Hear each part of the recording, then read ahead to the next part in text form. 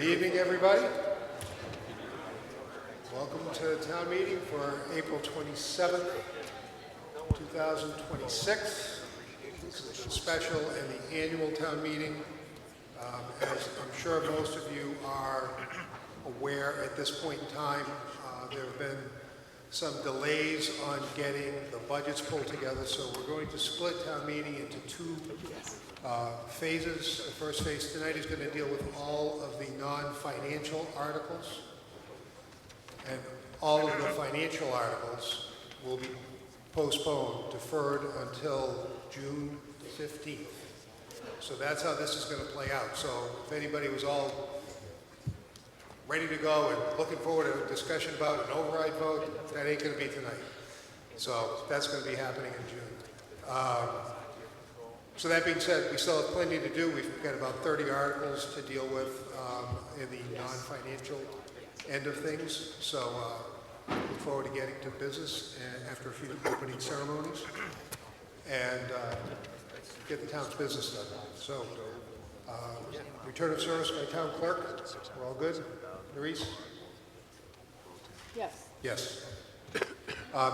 Emergency exits. It's good to get an idea of where the emergency exits are in case you need to leave unexpectedly. It may not be the doors through which you came.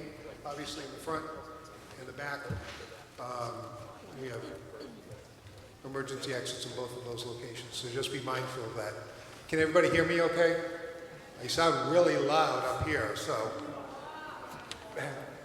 should I turn it down a little? I can push it away a little. So the non-residents are, Nerese, where do we have non-residents sitting now, do you know? Over here, in the back, in the Right over corner. there. So it says visitor seating is over there.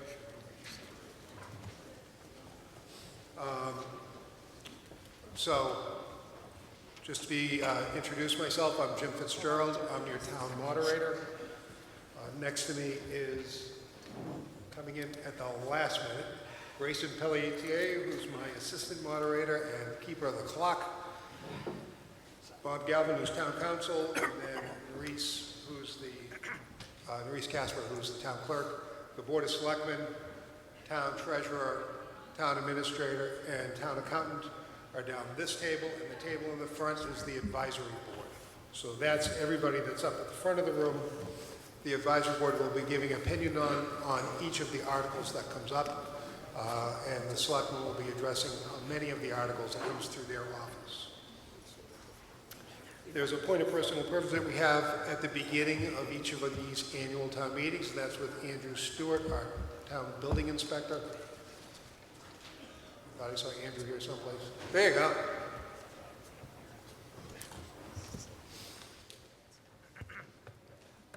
Thank you, Mr. Moderator.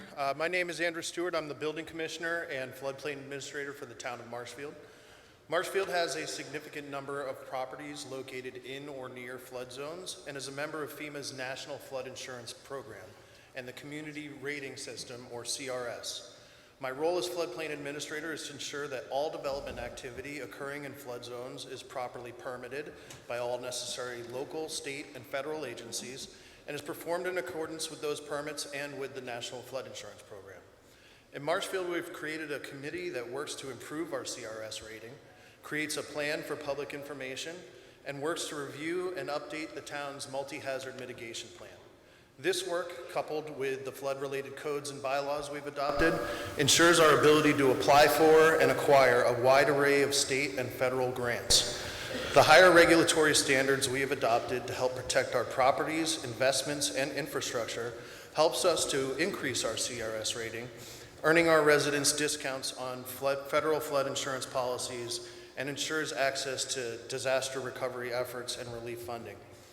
With a current class rating of 7, Marshfield has earned a 15% discount on federal flood insurance policies for residents in flood zones and for residents outside of flood zones. The town has worked hard to improve Marshfield to a Class 6 community, which would increase the discount to 20%, and we expect that class change once the federal government resumes fully funding the Department of Homeland Security and FEMA. The CRS committee is dedicated to the task of encouraging all residents to purchase flood insurance. to lower our flood insurance rates, to inform residents about flood zone requirements and flood hazards, and to ensure the safety of our residents, buildings, and infrastructure from damage from flooding through the application of our building, wetlands, and zoning regulations. If you would like to schedule a free property protection site visit or would like more information on permitting, flood zones, flood hazards, or flood insurance, please visit the Town of Marshfield website at the CRS committee or contact me, Andrew Stewart, at the building department. Thank you, Mr. Moderator. Thank you, Mr. Stewart. At this time, I'm calling on the police and fire departments to present the colors.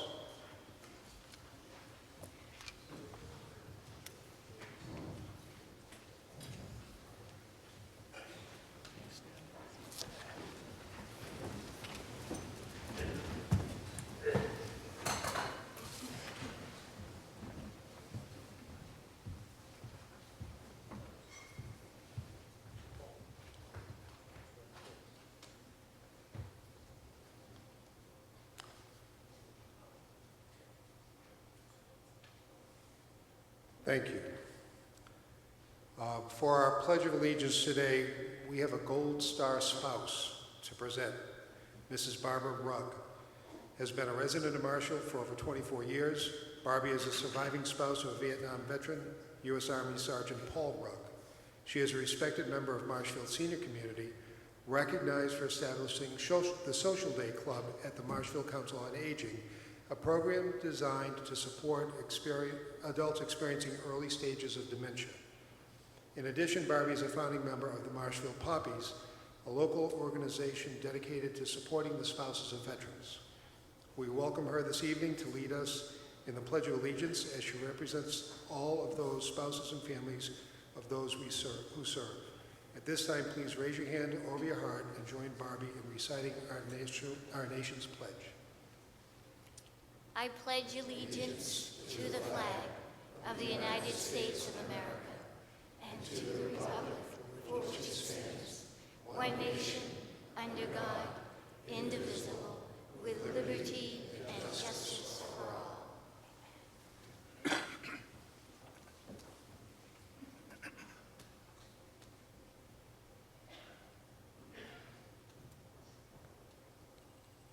One of our Marshall High School Marshallers, Kylie, is going to lead us in the national anthem.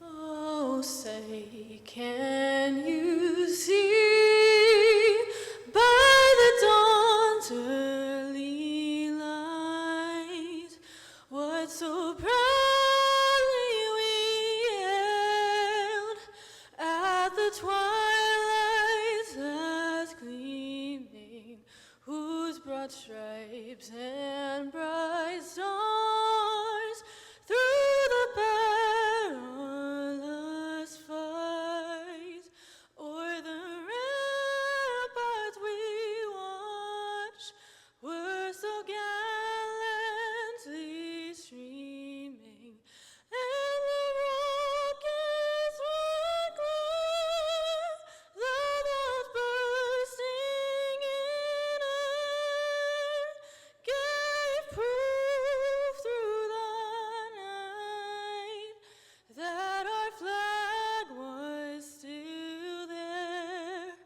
Oh, say does that star-spangled banner yet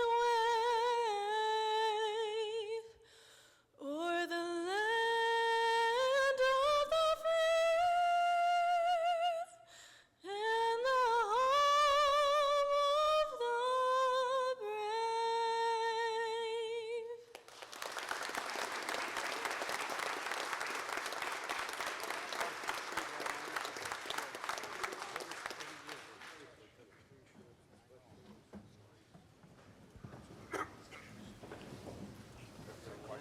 That was a little more special because she was supposed to have other people helping her, and then she ended up having to do it all by herself, and she did a great job.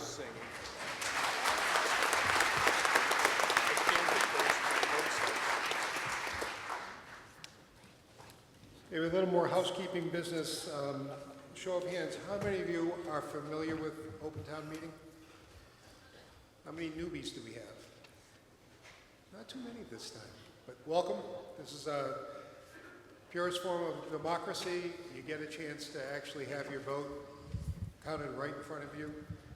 It's a great way to share your community with the fellow voters in town. If you can at this point in time, please shut off your cell phones. It's not a great move to have somebody's phone blaring out respect in the middle of a discussion, so it would be nice to do. All discussion happens from a microphone, so you need to get into, there's 2 microphones in the middle there.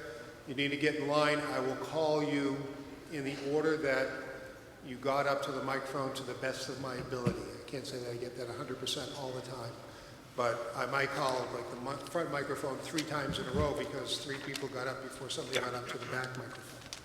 All the discussion goes through me, so you do not have a discussion directly with your presenters. You can go through the moderator, ask a question. I will then ask the presenter to give you an answer to that question. Voting is by a show of hands, after which I will declare the vote. The decision can be questioned, my decision can be questioned, if 7 voters rise after the vote, and then a standing vote as outlined in the Marshfield Smart Rules will take place. And what will happen then is 7 people question my decision-making on a show of hands, then we'll go to a standing vote. There are going to be tellers in each section that will count your vote. We'll go through the ayes and the nays, count them, tabulate them, and then we'll get a real sense of what the room is as far as votes go. We do have some non-registered folks, non-registered voters in town that are in the room. There's the visitor seating up to my right-hand side over there, your left. There are also some department heads and department personnel that typically sit on the floor with their boards. I'm going to read their names and call for a vote to allow them to remain on the floor. The first is Carol Hamilton from the COA, Michael Steele from Conservation, Matt Kinlan from the DPW, Mike DeMeo, the Harbor Master, Jay McGillis, IT, Cindy Marcoux, the Library, Meg LeMay, Town Accountant, Craig Jamison, Recreation, Karen Paulette, Veterans, Peter Moran, our Town Administrator, and Melissa Morrissey, the Treasurer Collector. All those in favor of allowing those folks to stay on the floor, please raise your hand. All opposed? I declare that that passes.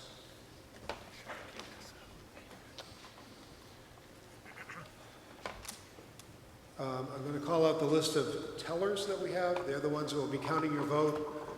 When I call your name, please rise so that people know who you are. In Section 1, Anne Marie Sacchetti is right there. Jeb Deloche for Section 2, over there. Kevin Robinson, Section 3, in the back. Section 4 is Andy Wenning, in the back. Section 5, Barbara Carney in the bleachers on the left side. Section 6 is Cindy Castro in the bleachers on the right side. Section 7 is Lauren Hughes, bleachers in the back on the right side. Section 8 is Terry Wenning, bleachers in the back on the left side. And the front tables is going to be Nerese Casper, right there.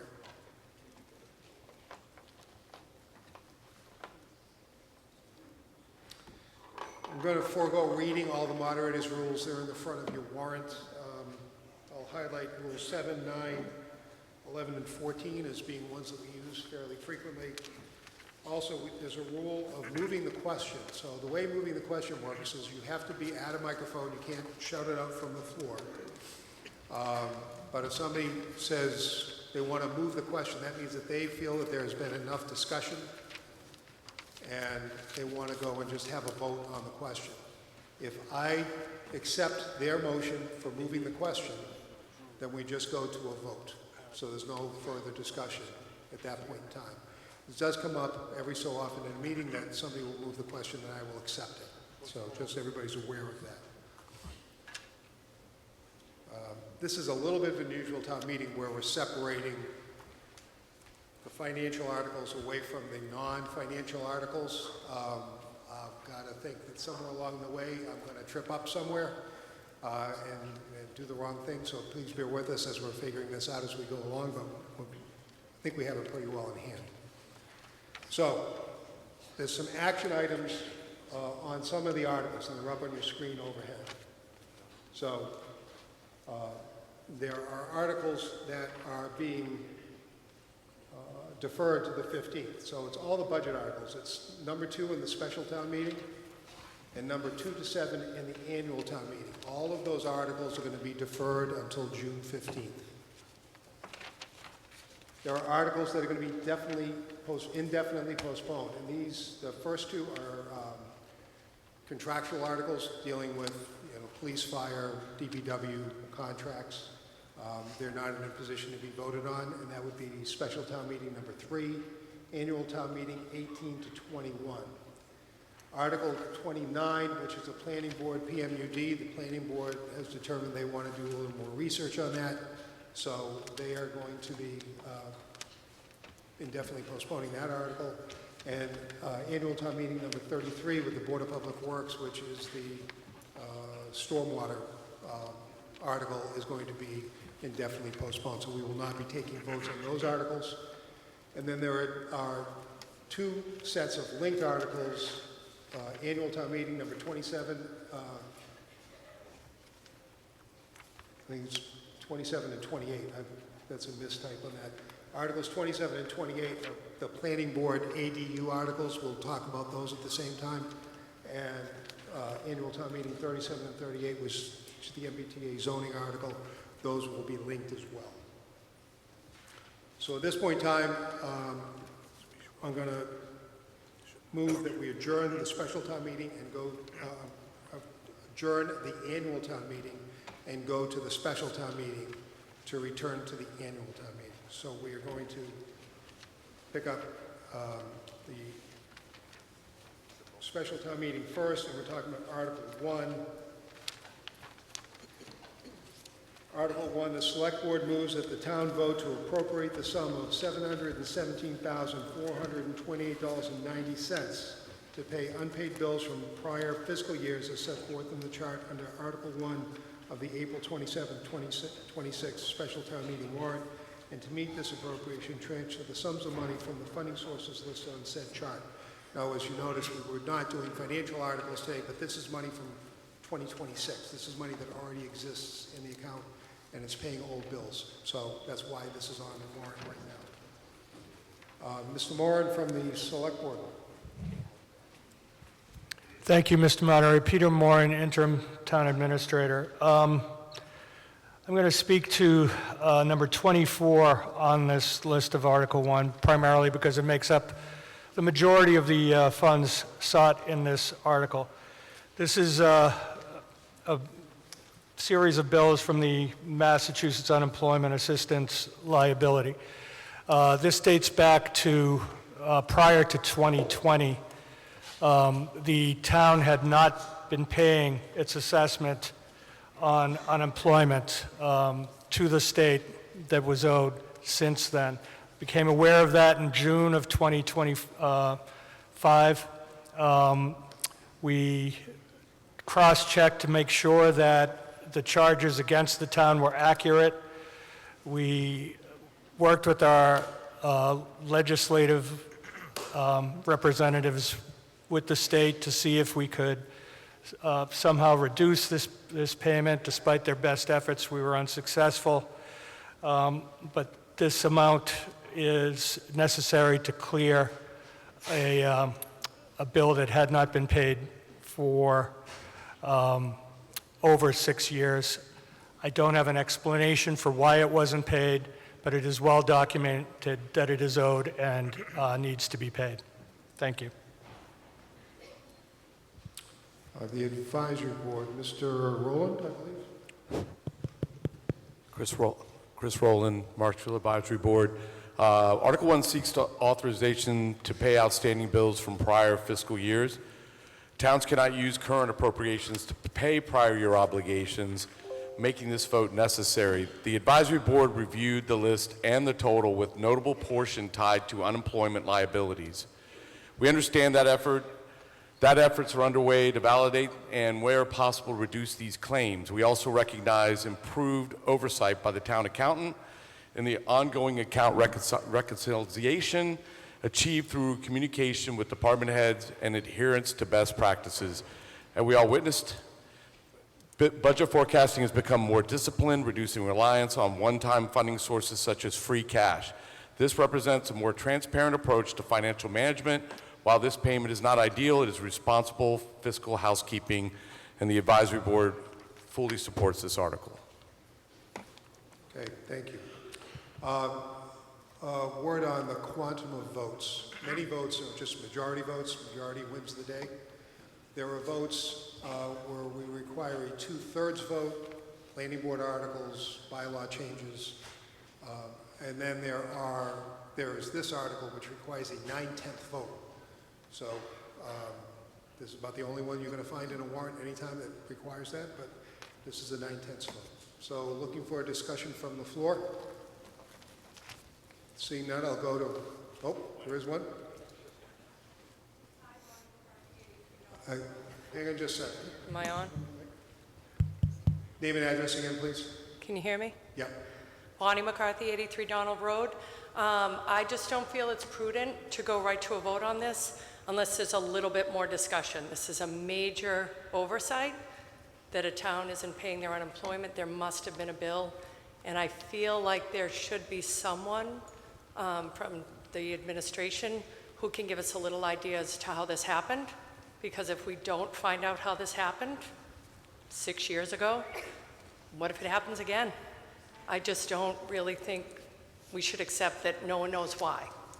So if anyone could, Mr. Moderator, I feel Mr. like Moore? you should pry a little bit more on this. Mr. Moore, can you give any info? I don't have I know that it wasn't paid. It is well documented that it was not paid. And it was not paid over a number of years. I don't know what the explanation was for it not being paid.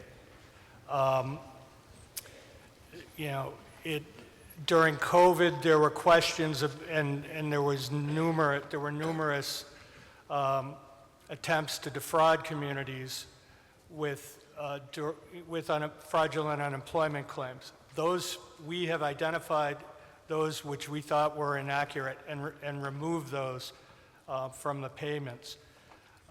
But what I did notice when I came here as interim town administrator, that no appropriation had been made in previous years for the unemployment line item.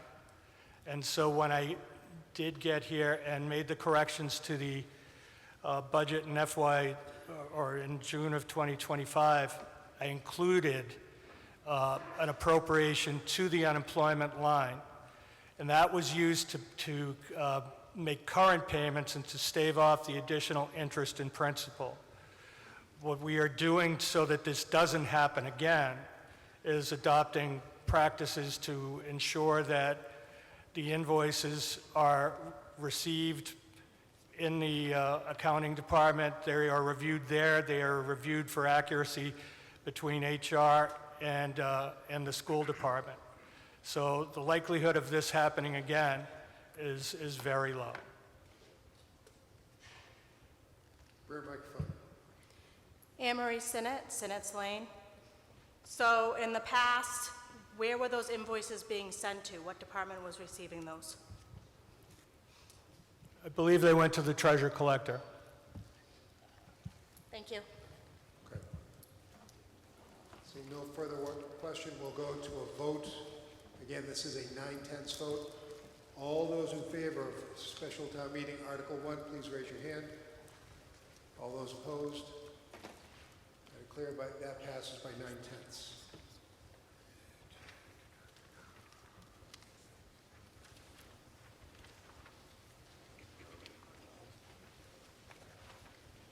So we're passing over Article 2 because that's going to get deferred until June 15th.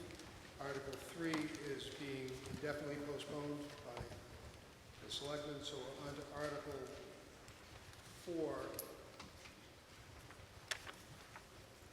The school committee moves that the town vote to appropriate the sum of $152,245.21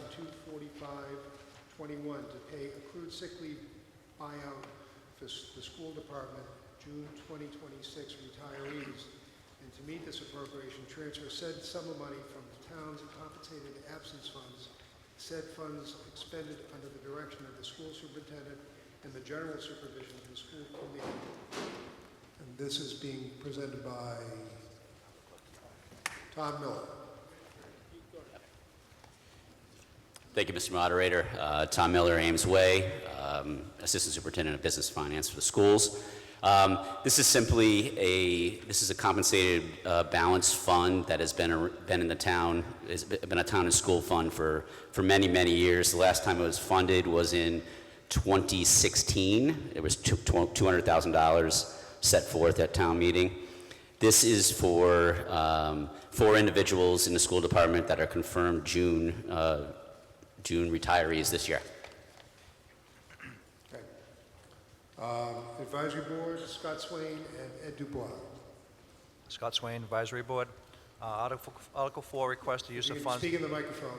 We can't hear you. Scott Swain, Advisory Board. Article 4 requests the use of funds from the compensated absence funds for retiree obligations. This fund already contains sufficient balances and does not require new taxpayer funding. The recent aligns directly with the intended purpose of the fund. The Advisory Board reviewed the balance and obligations and found them appropriate. This ensures commitments to employees are met responsibly. It also avoids future budget strain by addressing liabilities now. There's no impact to the general fund. This is a clean and contained financial action, and the Advisory Board fully supports this article. Okay. Discussion from the floor. This is going to be a majority vote. Seeing none, I'll call for a vote on Article 4. All those in favor of Article 4, please raise your hand. All those opposed? I declare that Article 4 passes. On to Article 5.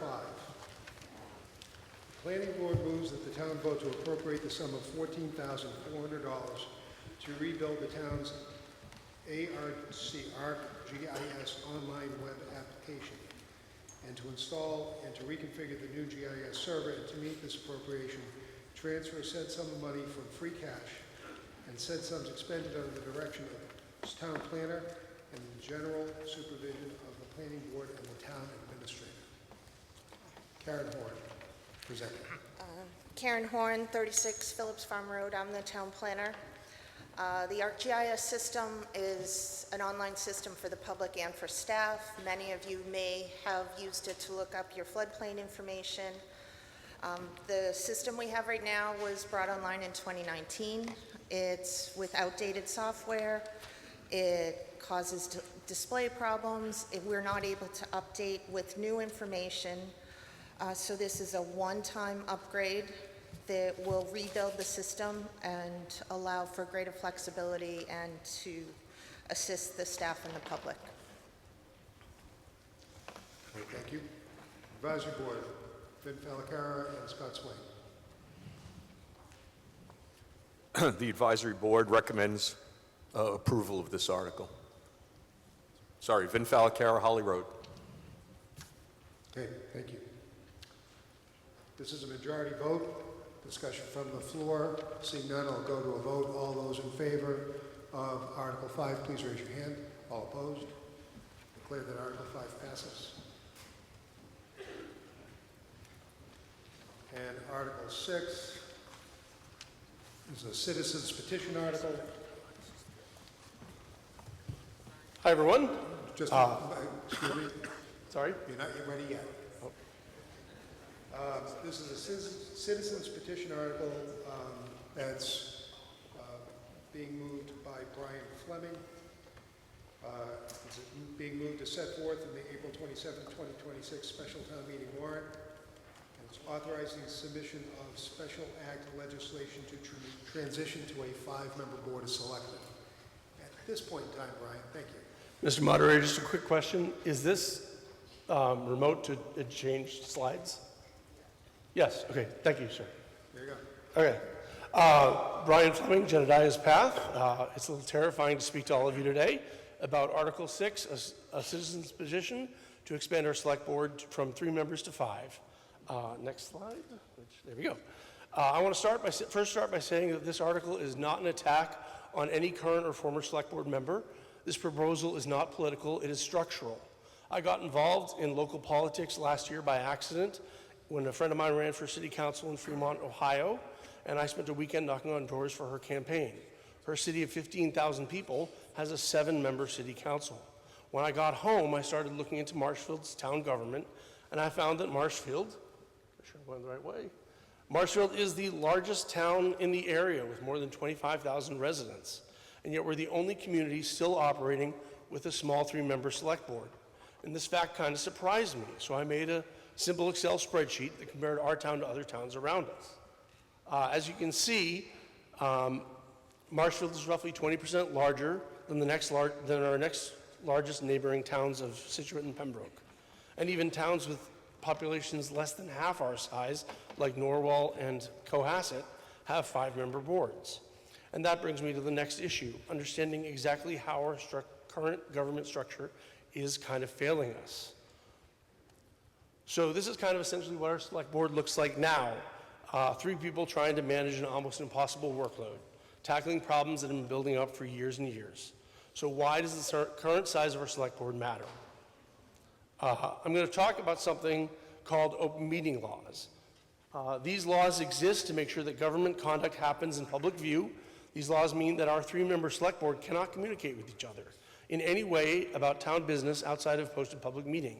They can't email, they can't text, they can't even talk to each other. Let that sink in. The people responsible for responding to issues, solving problems, and overseeing the executive function of Marshfield are legally prohibited from communicating with each other except during their bi-weekly in-person meetings every other Monday night. Does that seem like a reasonable window of time to discuss problems? I also want to point out that our select board's one of their biggest responsibilities is appointing and overseeing more than 30 boards and committees across town. These groups do vital work: planning, zoning, recreation and conservation, and much more. But expecting 3 people part-time to provide meaningful oversight to more than 30 committees is a recipe for burnout. So what would happen if we moved to a 5-member select board? Well, the bad news is it's not going to fix everything. We're still going to have some huge challenges. I don't want to pretend that adding 2 people is going to solve everything, but it might make a very difficult job a little bit easier. With a 5-member board, one communication is legal again. That's key. Open meeting laws would still apply, and they should, and they still prohibit private discussions among more than 2 members, and they still require transparency for any decisions. But this change would allow one member to email or talk to another member without breaking the law. It simply restores the ability for our elected leaders to communicate like normal human beings. And that matters, because 5 members can respond to urgent issues as they arise. If something comes up on a Tuesday after a board meeting, they can start talking about it on Tuesday and not have to wait until the next posted open meeting just to begin a conversation. A 5-person board also opens the door to more civic participation. Our select board should reflect the full range of backgrounds, neighborhoods, and viewpoints that make up Marshfield. Finally, a 5-member board provides stronger oversight of town government. More people on the select board means more eyes looking at the decisions being made, more accountability. Now, I need to acknowledge the elephant in the room. Marshfield is facing a significant budget deficit, and here I am arrogantly suggesting that we add 2 more people to the town's payroll. So how much is this going to cost? Select board members earn $1,094 per year for hundreds of hours of work. That means adding 2 people to the board is one of the most cost-effective ways to expand our town's capacity for functioning. For around $200 a month, we can almost double the number of people working to address the challenges we're facing. Last slide. I'm asking the people of Marshfield to recognize something that has become increasingly clear over the past few months. Our current town government structure isn't working. The job of serving on the select board for a town of Marshfield's size and complexity has simply become too much for any 3 individuals to manage, no matter how dedicated or skilled they are. You get 20 seconds to wrap up. A yes vote today on Article 6 can change that. By adding 2 more members, we can create a select board that with more communication and more capacity. Marshfield has grown, and it's time for our select board to grow with it. I respectfully ask you to vote yes on Article 6. And any questions? Thank you. Right on time. hard to do when you've got a petition article and somebody that doesn't do this regularly. It's good to hit the number right on the button. It's tough. I mean, I appreciate it. Advisory Board, Vin Falacara and Peter Simonelli. Vin Falacara, Holly Road. So it's difficult to add anything to Mr. Fleming's presentation. I just want to emphasize we are about to undergo a very difficult time in Marshfield, and having 5 people on the select board would be a great improvement, I think, from where we are now. So the advisory board considered Mr. Fleming's presentation. We heard it, I believe, twice. Now this is the 3rd time, and it still rings true with us. We voted unanimously to support this. Thank you, sir. Okay. This is going to be a majority vote. Discussion from the floor. Gentleman at the back microphone. Oh, front microphone. You were there first. Eric Kelly, Peterson Path, Select Board Chair. I am not in favor of this, just to let everybody know. All right, hold on. So the budget deficit, I know, weighs heavily on everybody's mind, and I understand that. You know, we had 2 people in here, Peter Moran and Charlie Sumner, doing their best they can with the budget. They were both sharing hours. My look at it is that hopefully coming up soon that we will get a full-time town administrator and guide us through this. The other thing is we have an advisory board, past and present, that I think has done a great job for us and will continue to do a good job for the select board in regards to these budget issues. And we also have great staff amongst us, as our town treasurer and town accountant, as well as human resources. The biggest issue, in my opinion, is that it's the open meeting laws. And I think what needs to be done for the board to act effectively is that needs to be changed. The board members, regardless of 3 or 5, need to be able to communicate, or at least have the chair communicate to each board member.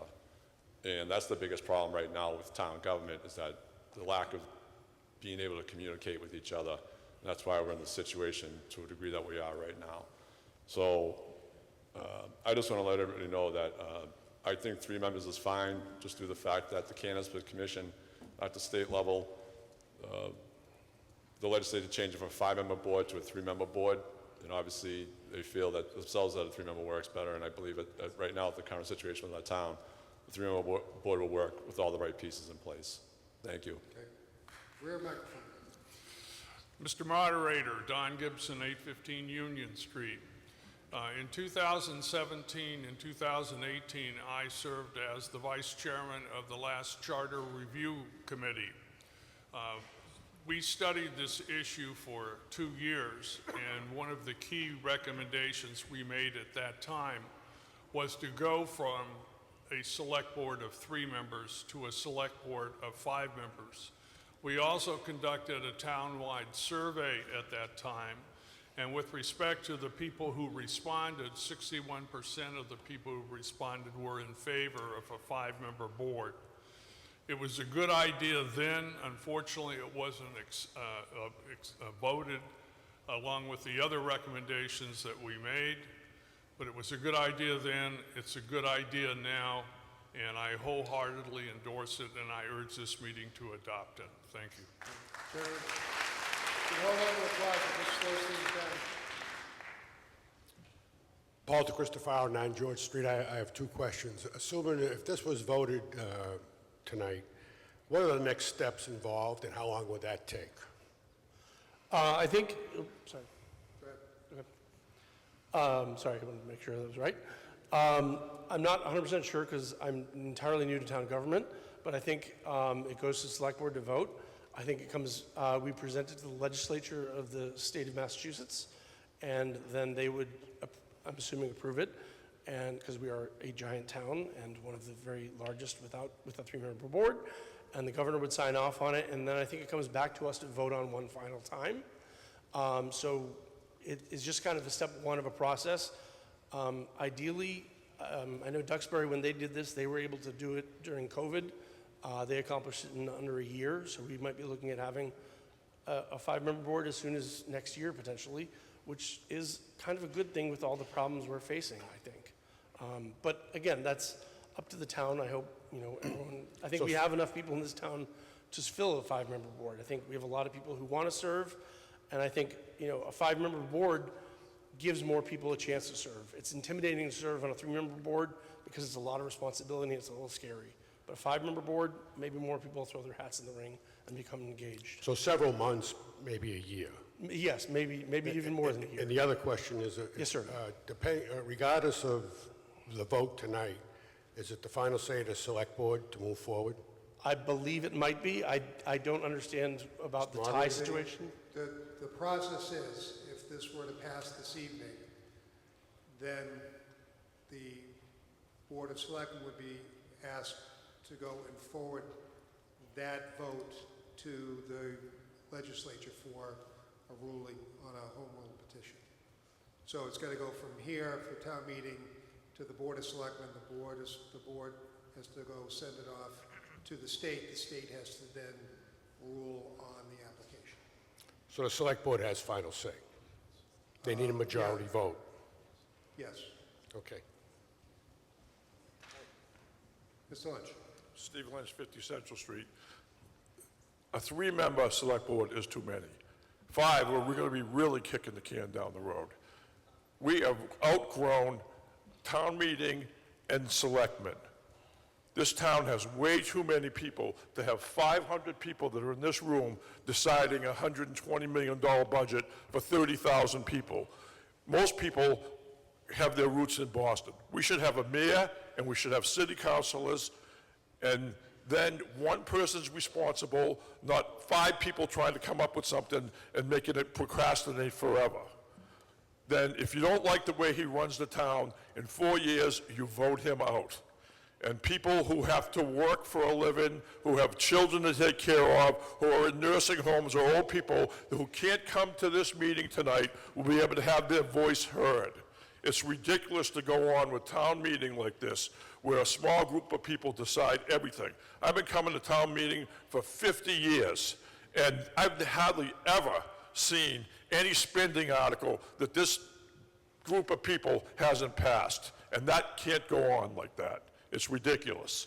So we need to go to a mayoral system and city councilors. Thank you. Okay. Again, please hold on the applause. Rear microphone, Ms. Casper, or Ms. Sullivan. Ms. Sullivan. I'm not sure who's first. Kathy Sullivan, 112 Plymouth Avenue. Last summer, there was a 2-month delay by the Board of Selectmen in putting people on the various committees. There's approximately 30 committees in this town that run various parts of the government. If we had 5 members on the Board of Selectmen, there would be fewer committees for the selectmen to supervise, and I think it would be much more efficient. Some of the selectmen would know some of the committees, and other selectmen would know more about the other committees. I urge you to pass this. It's going to be a while before we could implement it, but every step forward would help. Thank you. Ms. Casper. Nerese Casper. Sorry. Nerese Casper, 23 Saginaw Avenue. I'm speaking for myself. I actually believe in the 5-member select board. I actually spoke in favor of that 10 years ago when we had a charter review committee. It really didn't go anywhere. My opinion is that it would be best if we had at least 2 people that were able to discuss with one another what they were talking about in committees, or subcommittees actually of our select board. That would allow us to have at least 2 people in our larger departments, like the DPW, where we spend a majority of our money, or at the school department. People with varying ideas, people with varying interests, people with varying personal backgrounds, who can bring things to the table and can discuss things more fully instead of just one-on-one discussions with department heads. This way, we get a broader view of what's going on in our town. We get more information for us and more information for them, more information to better spend our money and better build our town. So I personally prefer to have 5 selectmen. I'd actually like to have 7 and have them spend more time in all of our communities so that they know what we do in North Marshfield, what we do in my neck of the woods, and everybody has a little taste of what's going on and everybody talks to everybody else, because I really believe that our forefathers thought that we would have a better idea of what everybody thinks, and I don't think that we have that right now. Thank you. Mr. Sullivan. Yes, Pat Sullivan, Hagar Drive. I just have a simple question, perhaps, for town council about voting. I know that to get an override on a ballot, the current select board has to have a 2/3 majority. What is it if you have 5 members? Do you need a super majority? Like I was told that, which would mean that 4 members would have to vote it through to get it. Majority. It's just a majority, not a super majority, not a 4? Yep. Okay. All right, that was my question. I had heard differently. All right, super, thank you. Rear microphone. John Kramer, 22 Rayfield Road. I say we should have, it's ready for 5, and we're ready to have it all changed, so it'd be easy for the committees to talk with us, and we can talk to them, and it's a better way of having communication altogether. Thank you. Okay. Peg We're going to Davis. take these last 2, and then we're going to go to a vote. Peg Davis, 87 New Street in Marshfield. Just looking at the numbers, 27,000 people in town, represented by 3 people. It's just not working. We need more representation of different parts of town, different viewpoints in town, different skills. And I think this is an opportune time to make this change, and I really hope that the selectmen will support it, because we're not working the way we are. We need to do better. And we have a big crisis on our plate. This is the time to pull in more heads, more brains, more thoughts, and more talents. So please support this. Mr. Schrader, I'll get to you last. Thank you. Steve Lukatis, 184 Elm Street. Just 2 questions. One is, I did clarification. If we vote in favor of this tonight, you said it goes to the select board next. Now, does the select board, being 2 people at this point, do they have a choice as to whether to make this happen, or is it mandatory that they just have to do what the town says and then present it to the state, and in what kind of timeline? Well, town meeting can never compel the select board to do anything. The select board makes their own decisions, and they make their own votes. So that's a standard thing that happens. So if both of the current members vote to push it forward, then it goes forward. If it's a 1-to-1 vote, then it wouldn't push forward. Okay. My other question is, and I'm sort of in favor of this happening. My next question, though, is just as it's been brought up, if we went to a mayor and town council format,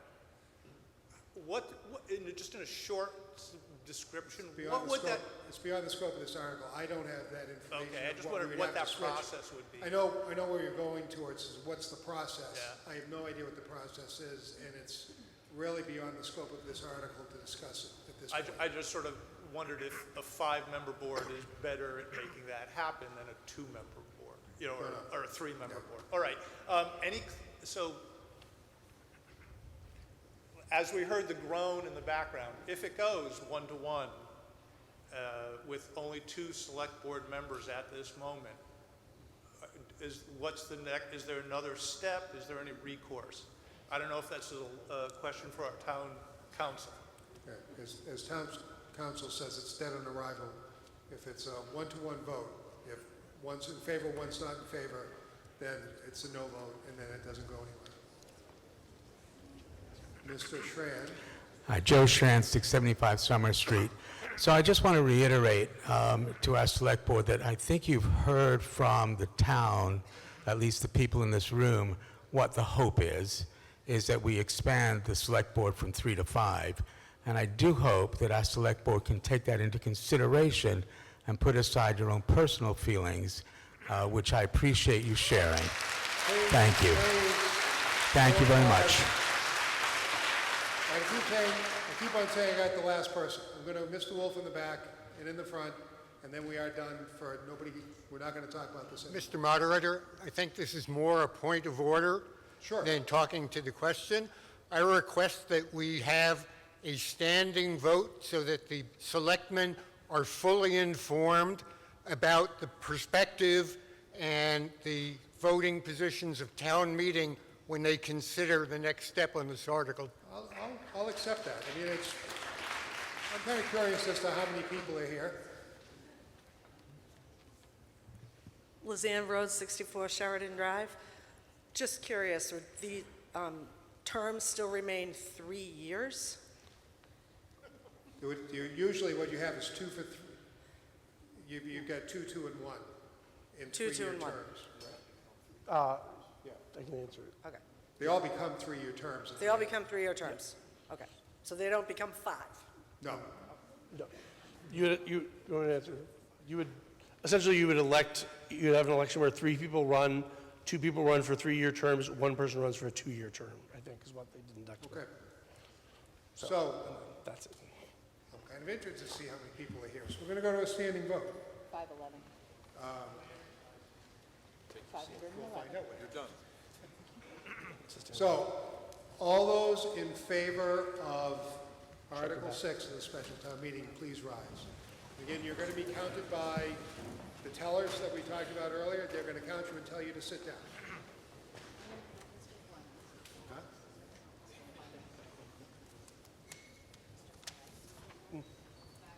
Sorry, yes. Brian, you probably want to go to your section so you count. Still my stage. Yes.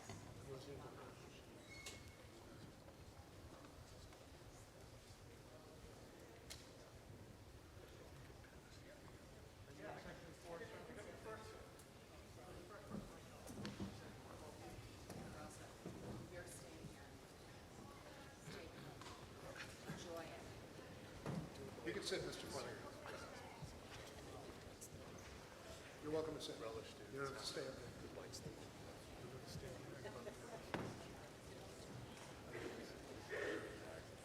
Oh, that's a good point. Good point. Hey, Scott, were you ready to talk about GIS? You called your name and mine.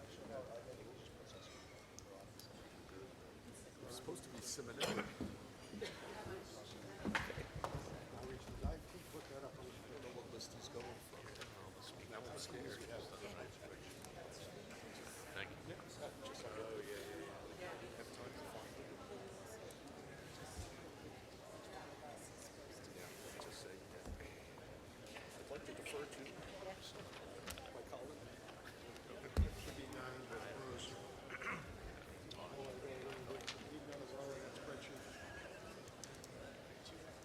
Maurice, I need another row on the spreadsheet. It's only got 8.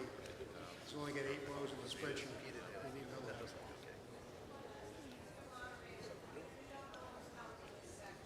Anne Marie Sacchetti, right behind you. Anne Marie, have you counted this whole section? You're going all the way to the front.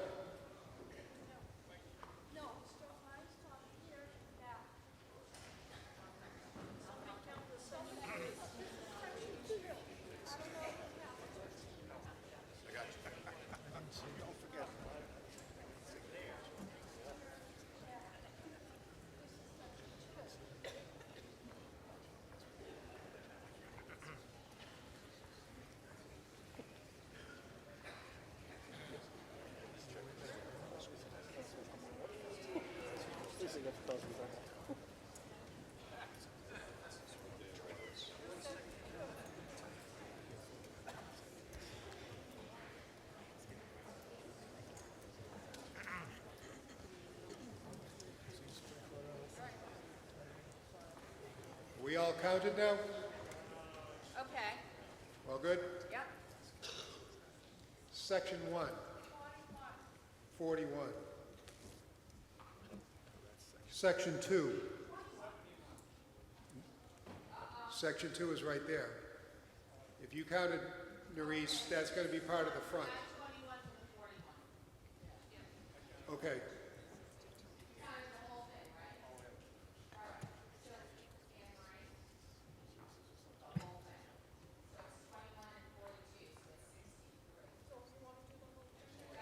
$62.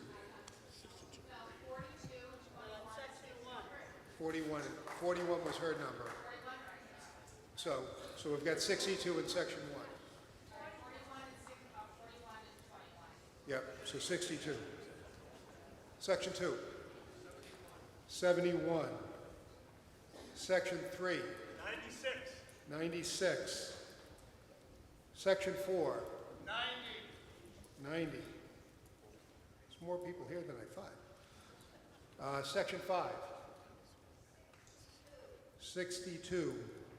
Section 6. 13. 38. That's why I say it, so I can get corrected. Section 7.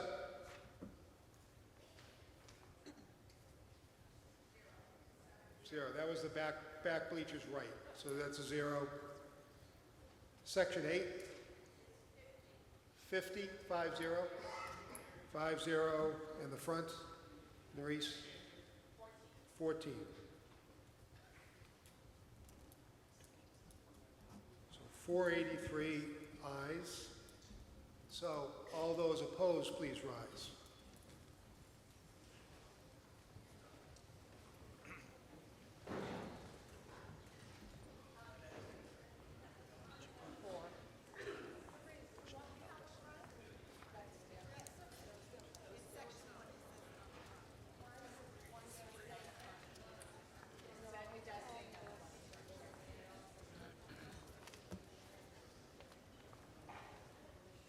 Okay, you guys can sit down. Thank you.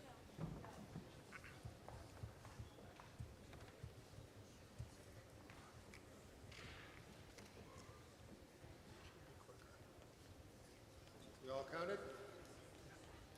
Okay, section 1. 3. Section 2. 1. Section 3. 6. Section 4. 10. Section 5. 8. Section 6. 1. Section 7 should still be 0.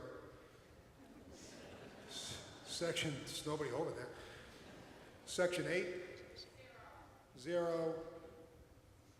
The front. 2. So I declare that that passes by a majority. Congratulations. And we have 514 people. She said 511. So congratulations, that passes. So I'm going to make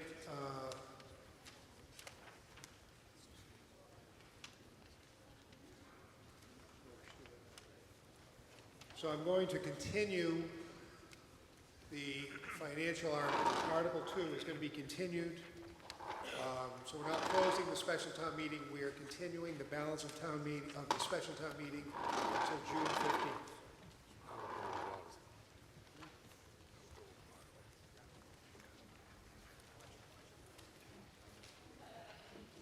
Let me get my paperwork in order here. So we're now adjourning the special town meeting, going into the annual. Again, we're going to take up Article 1, and then we're going to skip over 2 through 7, because those will be deferred until January, or June 15th.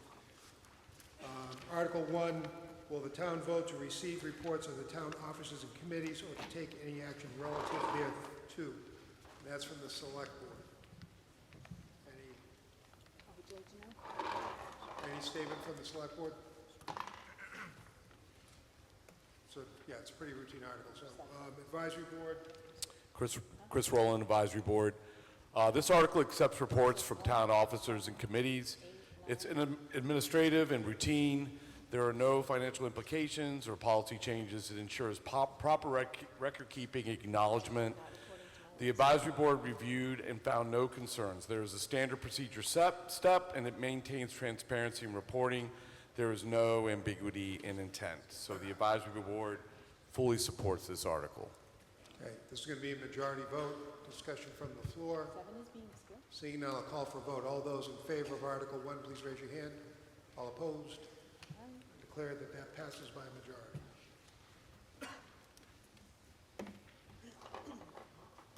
We're into Article 8, which is the revolving funds.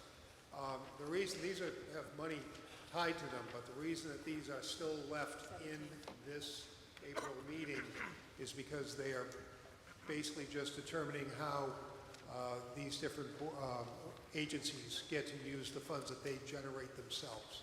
So there's no hit to the budget on these because they are self-funded operations. So,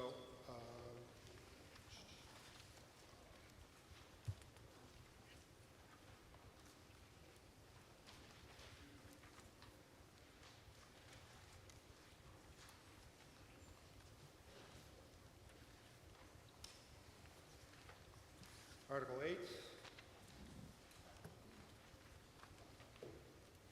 The Select Board moves that the town vote to amend its general bylaws to establish the Marshfield Airport Revolving Fund as set forth in Article 8 of the April 27, 2026 Annual Town Meeting warrant. A comment from the Select Board? Seeing none, Advisory Board.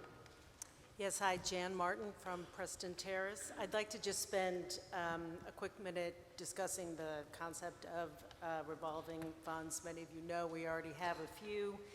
There is state recommended practice for programs that provide services and generate their own revenues through fees, et cetera.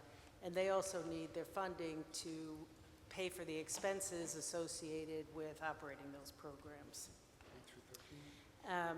Your yes vote would create some new funds, but it wouldn't be a significant change to the way that these inflows and outflows are already treated because the finance team and the department's heads have already been effectively segregating these fees and services so that they are codependent. And but establishing the accounts is an important financial safeguard. They allow the town to better manage revenue that is being collected from the public, separates and earmarks the funds so that they are used exclusively to support the services that are being paid for. These funds allow matching of current year revenues with current year operational expenses as opposed to relying only on prior history. This ensures continuity of services for these departments, particularly for services that have become increasingly popular with increased participation because they don't have to wait for the next opportunity to get an appropriation of funds because the amount they expect to need for their growth is already factored in when we set the budget limit for these funds. And there is, we're going to talk about budget limits, but it basically is a limit, but it's not an obligation to actually spend everything. There can be funds left over. So now for the airport, the state law requires the establishment of a revolving fund for town revenues for municipal airports. The law requires that the revenues, which come primarily from the rent of property and the fuel excise taxes, these funds go into the fund and that the expenditures from the fund are for the operations of the leased assets and facilities and equipment. The town had been operating consistently with this law in the past, but never actually established the fund through town meeting. So the advisory board unanimously recommended approving this article. Okay. Discussion from the floor.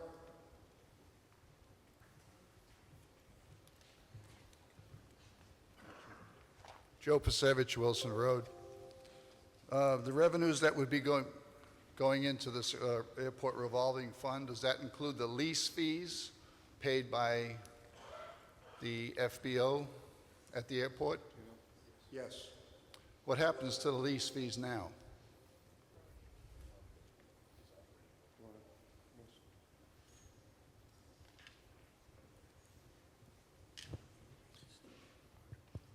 Robert Galvin, Town Council. They're going into a fund that's operating as if it were a revolving fund, but it is not properly a revolving fund. So are those lease fees just given to the airport commission to vote on, to decide how to expend them, or is some of those lease fees of some benefit to the taxpayers of Marshfield in general? My understanding is that they're using them as if they were in a revolving fund, but it is not. That's the understanding of town council. That Okay. is the understanding of town council. That's the understanding. Well, I'm against this article because we should be making money from the airport. The fixed base operator renting, leasing the airport now is paying a cost that's basically what you would pay for a two-star hotel per day. And that is very valuable real estate, and there's a lot of money that should be coming back to the taxpayers that are bearing the burden of having that operation in town and bearing the burden of the destruction to the environment from that airport expansion and operation. We need to be getting something back for what we're giving away. And to establish a revolving fund is a mistake. We need to be increasing our lease fees and giving that money to the taxpayers for the protection of the environment and for the reduction of our debt. So I urge people to vote no on this. Thank you. Rear microphone. Kevin Robinson, 100 Washington Avenue. I have a question on note C, because we own this building and these are our tenants. There's no town of Marshfield employees that work there, correct? There are no town of Marshfield employees. They employ an airport manager, and that person works for the airport commission, but that person is considered an employee of Shoreline Aviation. So I understand this may be a blueprint or a template that you use at each one of these, but we shouldn't have wages being paid out of the money that we're getting out of the airport because they don't work for us. They work for a private company that's renting from us. And there's some other words that I'm a little concerned about what's the tenant responsible to pay for and what's the owner responsible to pay for. And I think there's a carte blanche in that section C that allows things that shouldn't be paid by the owner, they should be paid by the tenant.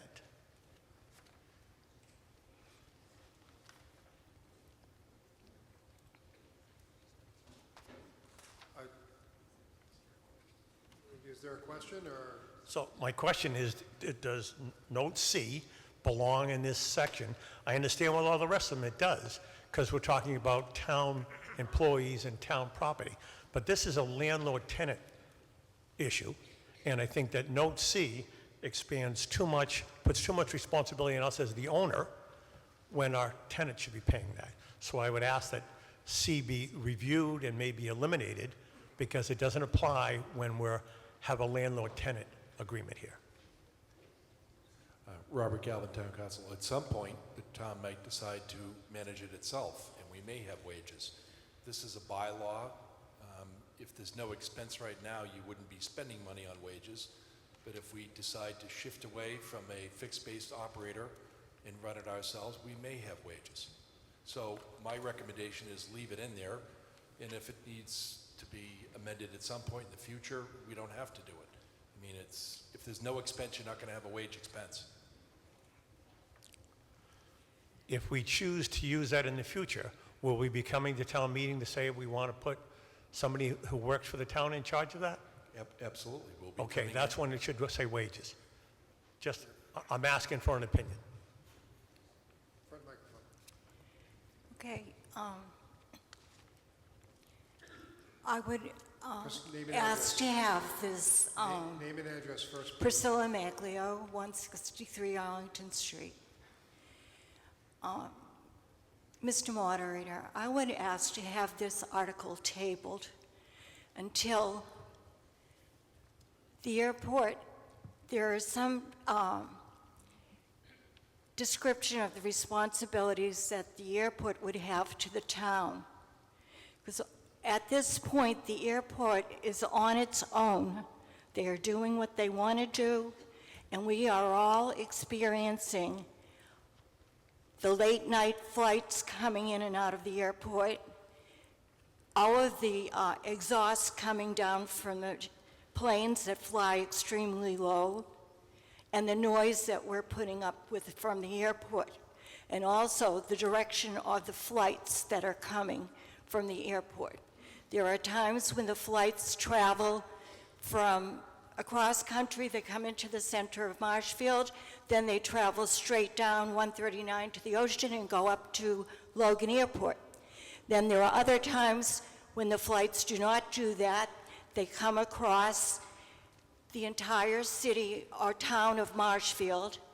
They go up over Snake Hill. They travel very low through Kent Park. I have seen planes skim over the tops of the trees at Kent Park, including the pear tree at the entrance to the parkway for Kent Park. I've seen them almost touch the pear tree and then pull up suddenly because they realize that Snake Hill is there. I don't think that the planes that come from Delta, Southwestern, I've seen all these planes come in very low. I don't think they are traveling responsibly through Marshfield. And previously, there was a motion to change their flight path and allow them to come across and not to go out to the ocean. And someone who worked for the airport at that town on South River Street voted and us all to allow them come. Ms. Maglio, you're out of time. Thank you very much, Ms. Moderator. Back microphone. Cindy Castro, Ashburton Ave. I'm just wondering, I asked at a previous meeting, there's no numbers on these as to what type of revolving account. Are they 53 and a halves? Or not one of them is marked with the type of revolving account that it is. And I know when the Beach Commission came before the town meeting in 1990 or so to get the beach revolving account, we had to state what number revolving account that was. So this is my second attempt to get numbers on these accounts. This revolving fund would be Chapter 44, Section 53E and a half. Thank you. All of them? They'll all be that type of Thank account. you. Front microphone. Eric Kelly, Peterson Path. I believe quite a few residents have brought up some concerns in regards to language on this, and I do think it should be reviewed again by the select board, so if people wanted to vote no on it, I think that'd be a wise choice, and bring it back to us. Thank you. Okay. Woman at the back microphone. Tina Shea, Careswell Street. So the rents that come in are about $58,000. I think we determined that at the last meeting. What are our expenses for the airport? Like, who does the plowing and the maintenance? It's Shoreline. The airport operator does all the plowing and the expenses. So we don't have, the town of Marshfield does not have any expenses. We only have the rental income? The town does own some snowplow equipment, but all of the labor and all of the materials like ice and sand are all airport expenses that are borne by Shoreline Aviation. Okay, do they rent the equipment from us? Could you Hear what repeat you that, said. please? do they rent the equipment from us? We allow them to use, there's only a few pieces of equipment that are town-owned there. We allow them to use that. Thank you. Steve Lynch, 50 Central Street. So you're saying that the only cost to the town of Marshfield for operating that airport is we give them a snowplow? Because I don't think so.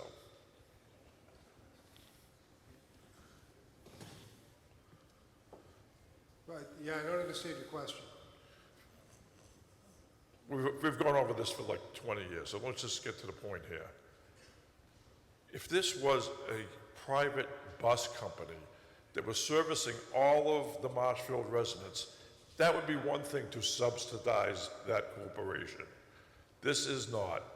Few people use it. The people who get all the benefit of this is Shoreline Aviation, who pays a minimal fee to us. This has just gone on too long.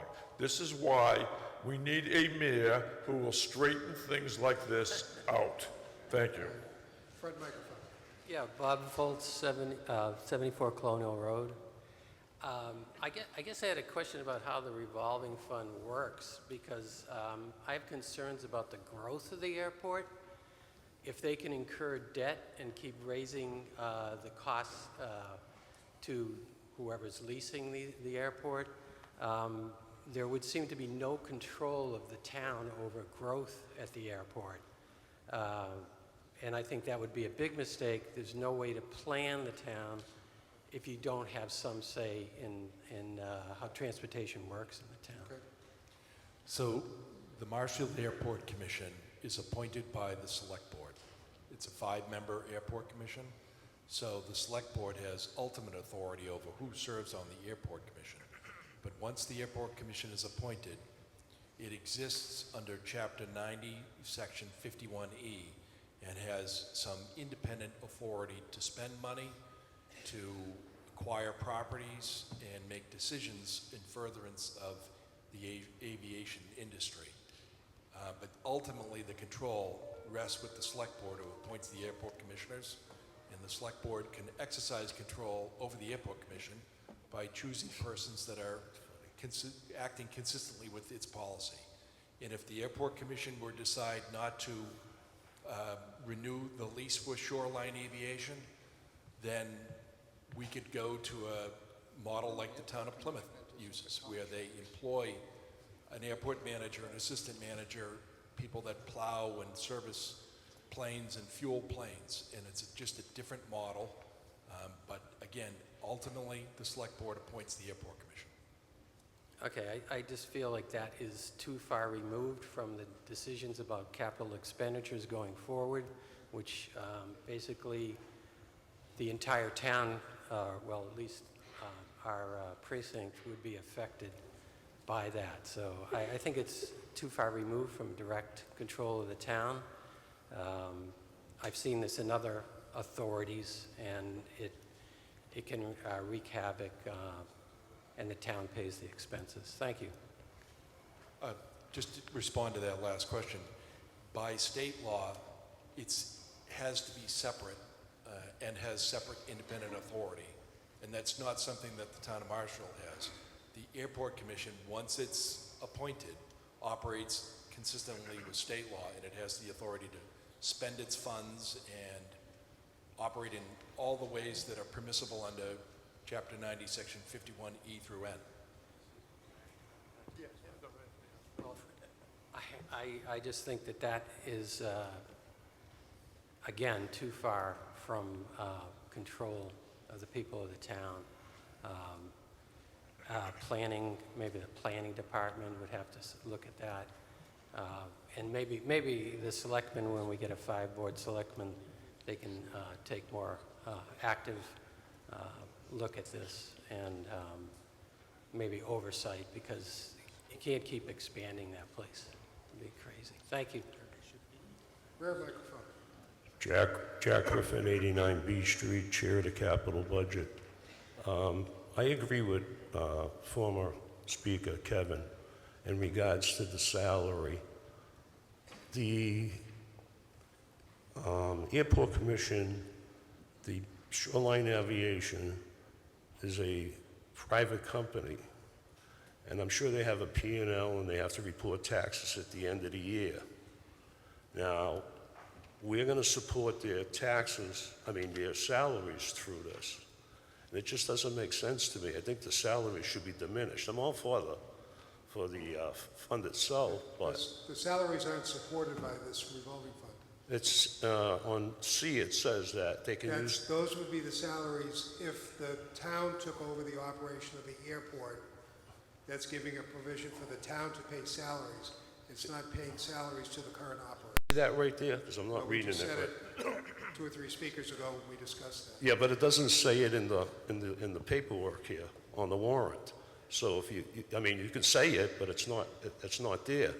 So if you pass it, they can actually go and pay their salaries out of it. It's not in there. So the airport commission doesn't have any employees working at the airport. There's an Right. airport manager that's employed by Shoreline, Right. who's obligated to manage the airport on behalf of the airport commission. Correct. We're not obligated for that person's salary, their Right, but if you- benefits, or in any way, shape, or form. And the reason this is worded this way, and I did not draft this was drafted by Charlie Sumner. He drafted it this way because at some point in the future, we may decide to operate the airport differently. And if we do, the word says the airport commission may incur liabilities. It's not intending to incur anything under the current situation. If the airport is managed differently in the future, then it will incur salaries, and then you don't have to amend the bylaw to make it happen. Yeah, but currently, if this was passed, they could pay salaries through it. And we don't want to do that. There's I think about 10 years remaining on a lease that requires Shoreline to provide that staff to the airport commission. I think we should eliminate C because you yourself said you didn't get to review it, and I think it should have a legal review on C. If you eliminate C, you've nullified the effect of having a revolving fund, which you actually need in order to expend this money. Well, then- Otherwise, you'll have to come Well, then- to town meeting for every expense. Then strike salaries off of it. I would make that recommendation, a motion to strike salaries out.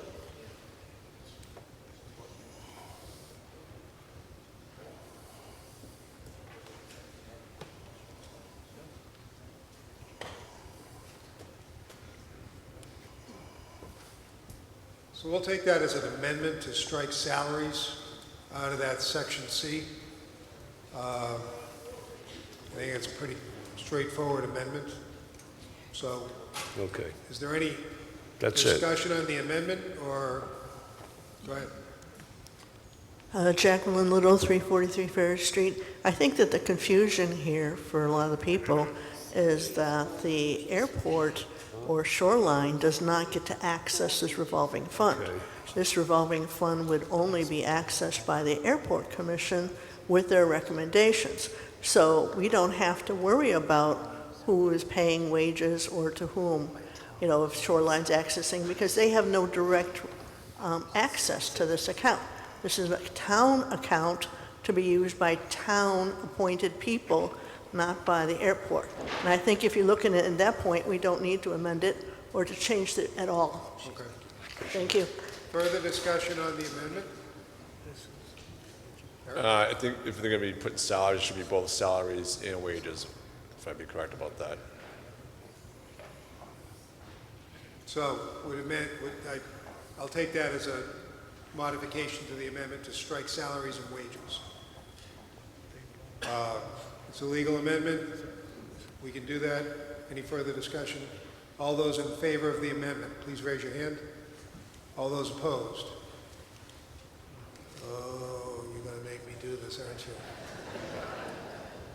Let's try that again. All those in favor? All those opposed?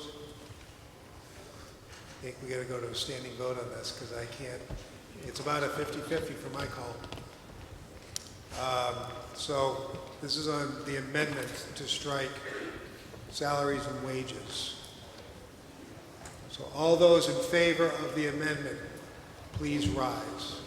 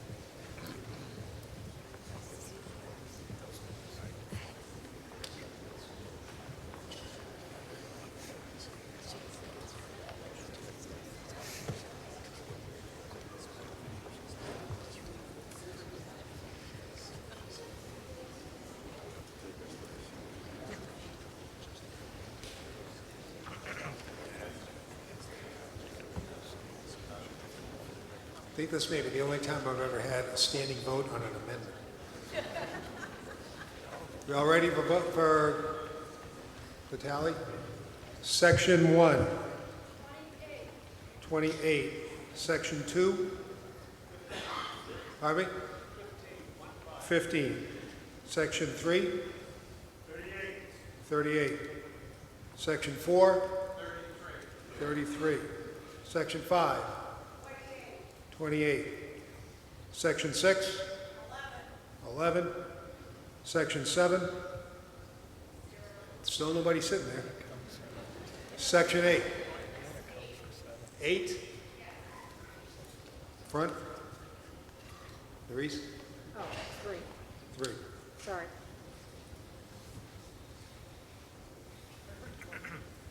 So all those opposed, please rise. Aye? Yes?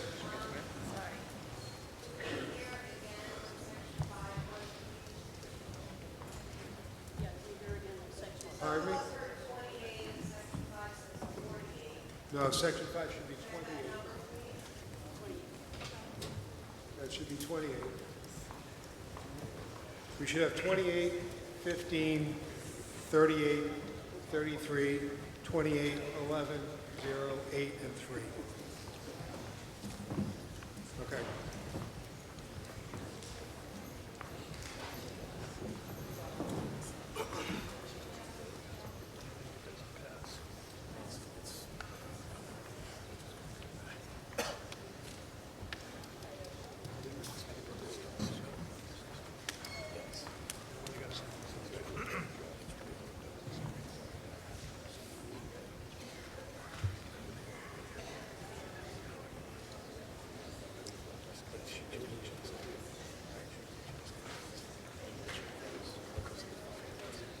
We good for a count? Section 1. 32. Section 2. 44. Section 3. 41. Section 4. 49. Section 5. 16. Section 6. 21. Section 7, 0. Section 8, 22, front. 7. 11. So I declare that that amendment fails. 164 to 236. So we're back to the original language. Steve Lukatis, 184 Elm Street. Clarification, whether we pass the revolving fund rule, who sets the, it's been brought up before at other town meetings, who sets the lease fee for this airport, and how long is that lease good for? I don't know how often it gets done. Is it a 20-year thing?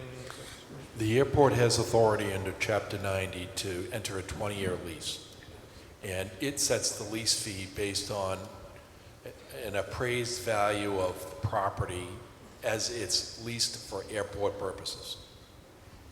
And where are we in that lease at this point? I believe there's approximately 10 years left on a lease. Back microphone. Thank you very much. Kathy Creed, 43 Temple Road. Can you please confirm exactly what Aviation Airlines is leasing? Could you speak up a little bit? I can't quite hear. Thank you very much. Could you please confirm what Shoreline Aviation is leasing the property for? How much? We don't know it here. May, do you know what the...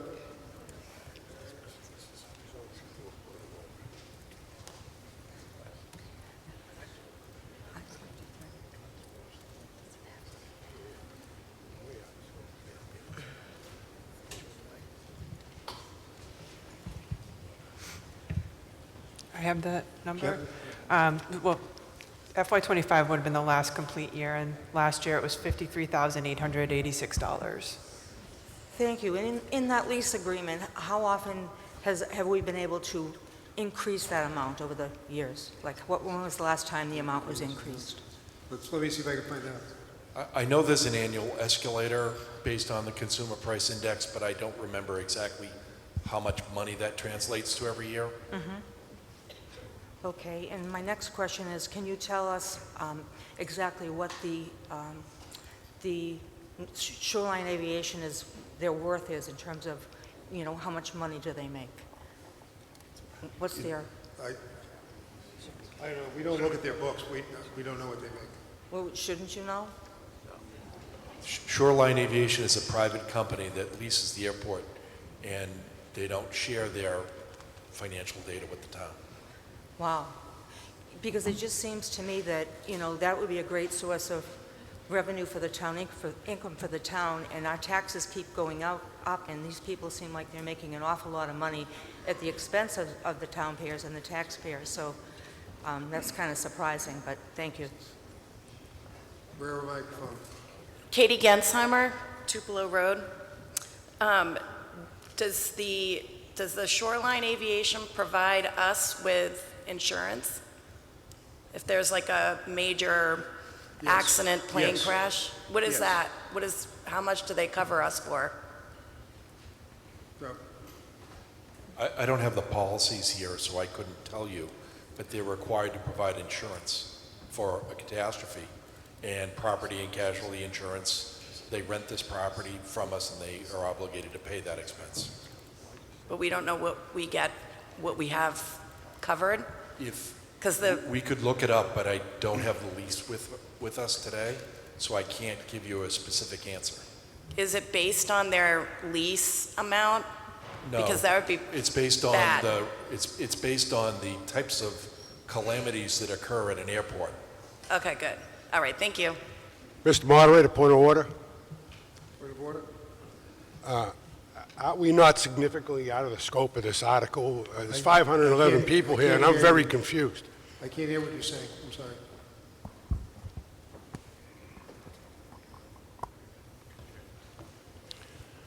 Aren't we significantly out of scope on this article by now?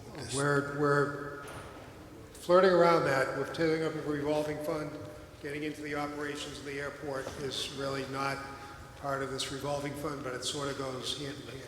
I think we're very confused now. So I was provided with some information on the financial stuff. They provide the town an airport manager at no cost, at a cost to them of $120,000 per year. They provide an assistant airport manager at a cost to them of $80,000 per year. They provide for the payroll for the persons that manage the airport and sweep the airport, remove snow and ice of another $140,000 per year. And they've got this all added up to approximately $404,888.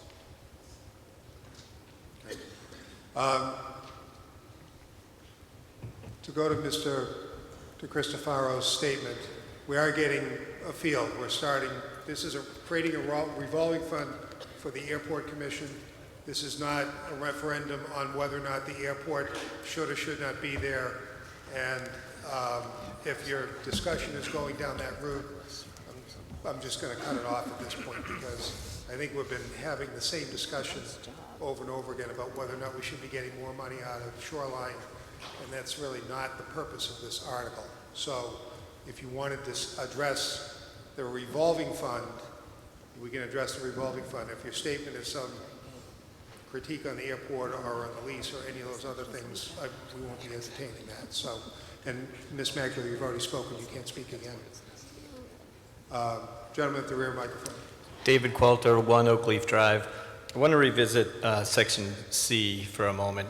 I think a previous speaker was making the point that the town could be on the hook for salaries and wages. And in my opinion, rather than striking those words, I think we could insert a word to say that the Airport Commission may incur liabilities against and spend monies for the Airport Services Revolving Fund for town employee salaries and wages. That way it specifies only town employee salaries and wages would be covered by this. We've already put the wages back in. They didn't get taken out.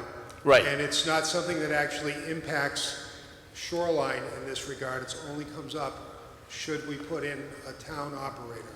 So I don't know that we need to do that, honestly. I think that we're overcomplicating things which have already been overcomplicating things. So I appreciate where you're coming from with it, but I just don't know that that really does anything different than what's already in there. Fair enough. Okay. Rear microphone. Barry Cornwell Hill.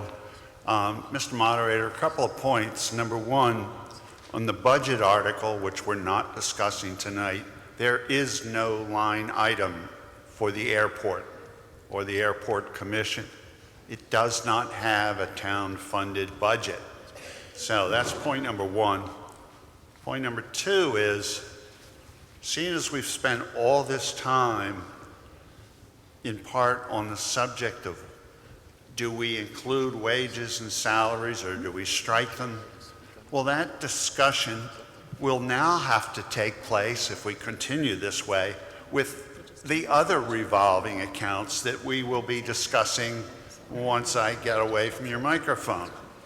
So this does not make any sense.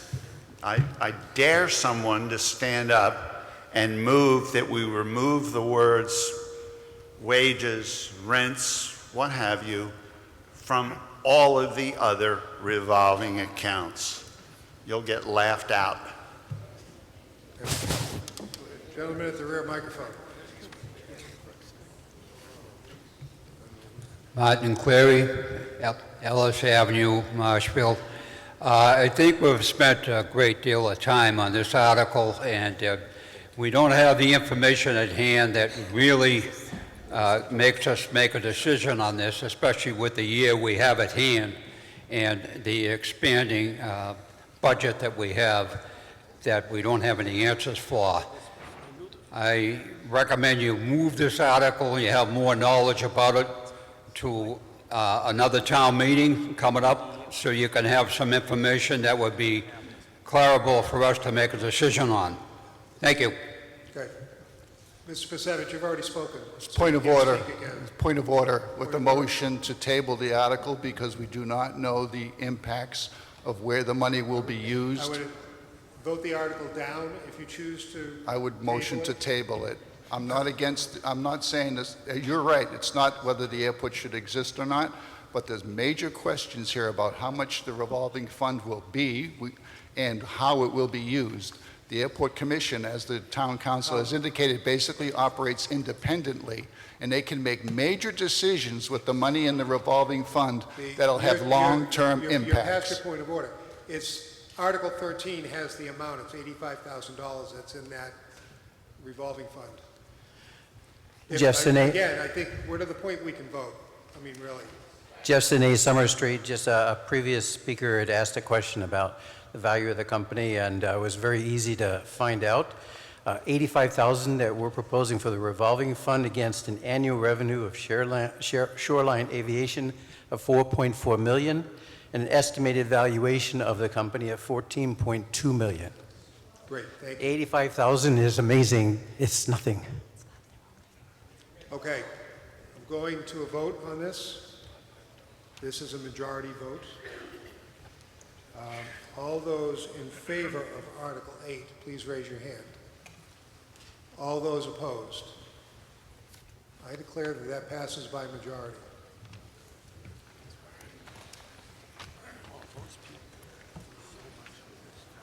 We're going to have to go slow. We were contemplating actually trying to link the other revolving fund articles together, but since we have questions that come up, I'm thinking that that is not the best of ideas, so we're just going to take them individually. So we're on to Article 9, which is the Ventris Library Revolving Fund.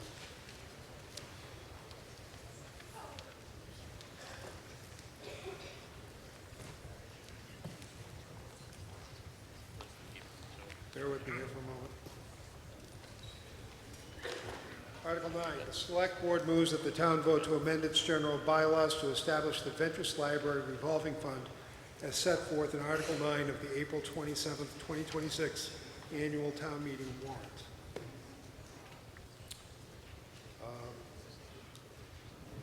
Anybody from the Select Board want to comment? Advisory Board. Yes, the library revolving funds would be funded by revenue that the library gets from copying equipment in the library that people pay for, and creating this revolving fund will allow that to stay within the library and help fund all of their programs. Also, this revolving fund will bring more transparency to the library's budget because until now, these revenues have been reported in the gift fund when they really should be in a revolving fund. And the advisory board voted unanimously to recommend approval. Okay. We're going to go to discussion from the floor. This is a majority vote. Any discussion on the Ventress Library revolving fund? Seeing none, a call for vote. All in favor, please raise your hand. All opposed? I declare that that passes. Going to Article 10, the Select Board moves that the town vote to amend its general bylaws to establish the Council on Aging Lifetime Learners Services Revolving Fund as set forth in Article 10 of the April 27, 2026 annual town meeting warrant. Comments from the Select Board? Advisory Board. Yes, the Lifetime Learners activities are educational programs that participants pay for to attend, and so the fees that they charge will fund the revolving fund and help them to continue to provide those great programs. And the advisory board unanimously voted to approve this. Okay. So again, this is a majority vote for Article 10. Discussion from the floor. Seeing none, all those in favor, please raise your hand. All those opposed? Declare that Article 10 passes. Article 11. The Select Board moves that the town vote to amend its general bylaws to establish the Council on Aging Social Day Services Revolving Fund as set forth in Article 11 of the April 27, 2026 town meeting warrant. Select Board? Advisory Board. Yes, the Social Day activities is a program where seniors can be brought to the council, and they participate in stimulating activities, and it provides a respite for their caregivers. There is a fee for this service, so again, that fee would fund the revolving fund and help them continue to provide their services. And again, the advisory board voted unanimously to recommend approval. Okay. It's majority vote. Discussion from the floor. My name is Peg Davis, 87 New Street, Marshfield. I am very familiar with the Social Day program because I was volunteer on the COA Booster Board. It is one of the most effective programs that they have for seniors that are having memory issues. It's just a wonderful thing to have in the town, and people should be made more aware of it, and it deserves your full support. Thank you. Okay. See no further discussion. All those in favor, again, majority vote, raise your hand. All those opposed, I declare that that passes. Article 12. The Select Board moves that the town vote to amend its general bylaws to establish a peer public access services revolving fund as set forth in Article 12 of the April 27, 2026 annual town meeting warrant. Select Board? No? Advisory Board? Yes, the Peer Access Fund will be funded by parking and other fees related to using the Green Harbor boat ramp, and the money we'll use to fund maintenance and other costs associated with having that available to the town. And the advisory board voted unanimously, I can't say the darn word, to recommend approval. Okay. Majority vote. Seeing no discussion from the floor, all those in favor of Article 12, please raise your hand. All those opposed? Declare that that passes by majority. Huh? Not yet. Article 13, the Select Board moves that the town vote to set fiscal year 2027 total expenditure limits for the revolving funds under Marshfield Town Code, Chapter 95, Finance and Budget, Section 95-20, revolving fund bylaw as set forth in Article 13 of the April 27, 2026 annual town meeting warrant. And that sets the limits that the revolving funds can use. Select Board? Advisory Board? Yes, these expenditure limits are based on prior experience and adjusted to reflect anticipated revenues and expenditures. They are a financial control measure, and the advisory board voted again, no, I'm sorry, we had 1 abstention and 6 votes for approval. Okay. Discussion from the floor. Just very briefly, Peg Davis, 87 New Street, Marshfield. It seems that every year we spend a phenomenal amount of money in the ball fields. I think it's time that we had some limitations, and I think we really need to review overall just what percentage of town funds we're spending on maintaining ball fields and not keeping them up after redoing them. Thank you. Okay. Rear microphone. Yes, Barton Clary, Ellis Avenue, Marshfield. Mr. Moderator, are you going down the line from 1 all the way down to 11 separately? You're just doing it as one unit? I wasn't intending to, but I can if you would like me to. Well, whatever is easiest for you, and I will quicken the pace. I will read them individually then. With respect to my last question, I can go right down to one to the beaches. I have a question on that, if I may. Okay. On the beaches, is that the walkway to the Winslow Beach? Okay, the Winslow walkway to the beach, stand corrected. Is that part of this $450,000? Cindy Castro, Beach Director. No, it does not. This is for salaries and expenses. This is only salary and expenses, right? Correct. Okay. Could you tell me, please, if it's possible, how do we quicken the pace to get the repair work done for the Winslow walkway to the ocean? It's a little bit beyond the scope of the article, but worth an answer. We are working on it, but we will not be putting Moby mats on Winslow Ave. I beg your pardon? We will not be putting Moby mats on Winslow Ave. That's understandable.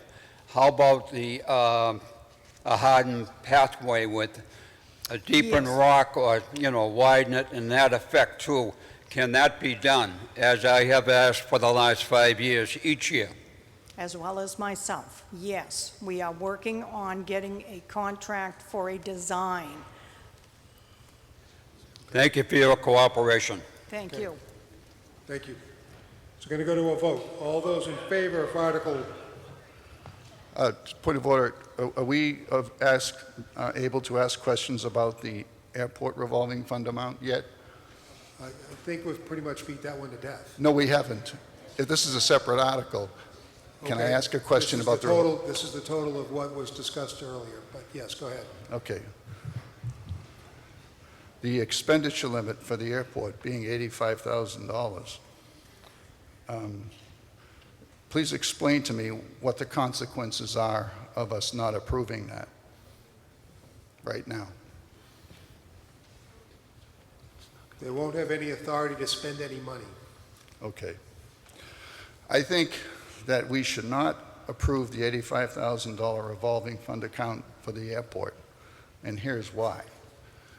Any money that the Airport Commission gets, and they're very pro-aviation, it's there, the people that are there, their job is to keep the airport going and to expand it if necessary.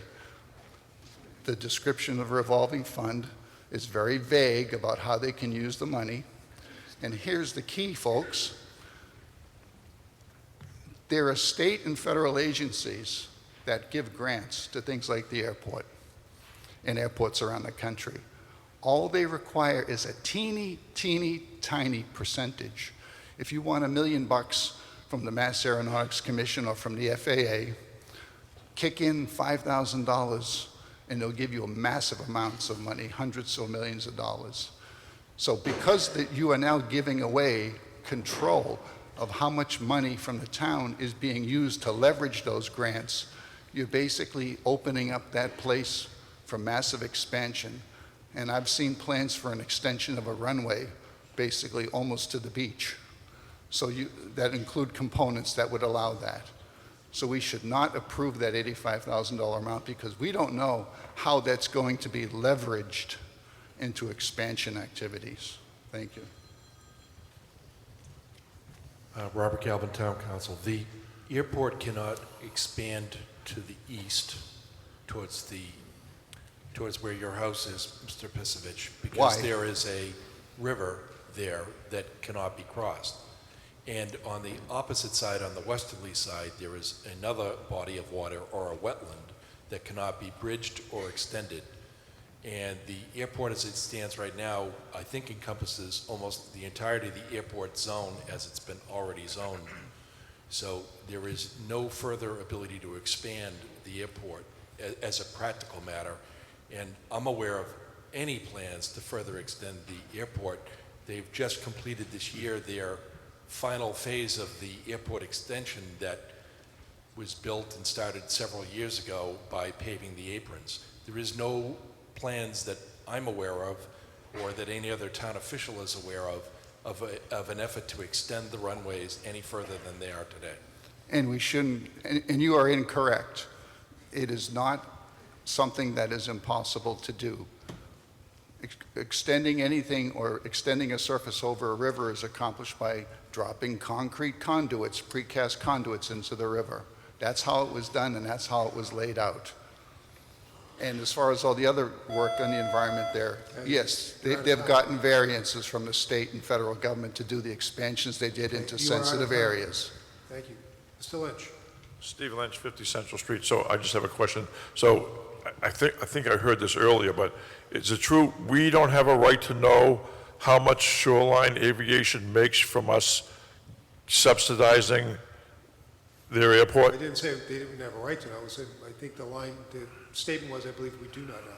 We do not know, because, say Shoreline Aviation was making $20 million a year in net profit, and we're charging them $85,000 to rent it and then give it back to them. You wonder why we have a problem with revenue in this town? Because things like this just go on here. And I just want to make one recommendation. I didn't get here from the beginning, so I don't know how you started, Jim, but for the convenience of order for a 70-year-old man like myself, can we get rid of the bingo balls and just go right through, one through, whatever, so I can turn the page to the next one we're going to? Thank you. Gentleman at the rear microphone. How you doing? Brian McIsaac, 133 Tower Ave. Had a question for Ms. Castro, if you would. Just curious how many people you have working for you in the beach recreation department, and how many lifeguards that are on board for our beaches in We town? actually just did our hiring last week at the Board of Selectmen. With the Board of Selectmen, we'll have 63 part-time employees, meaning most of them will be working between 2 and 4.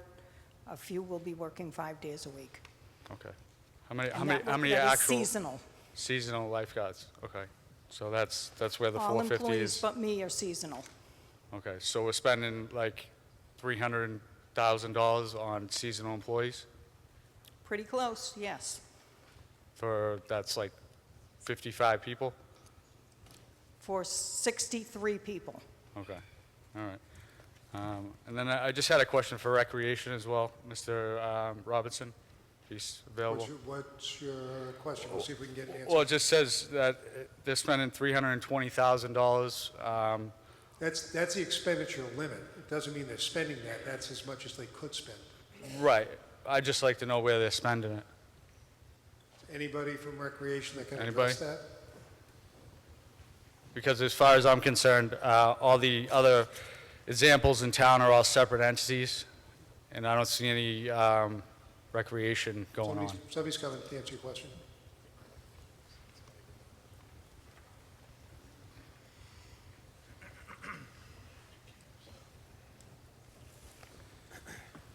Hi, Craig Jameson, Recreation Director.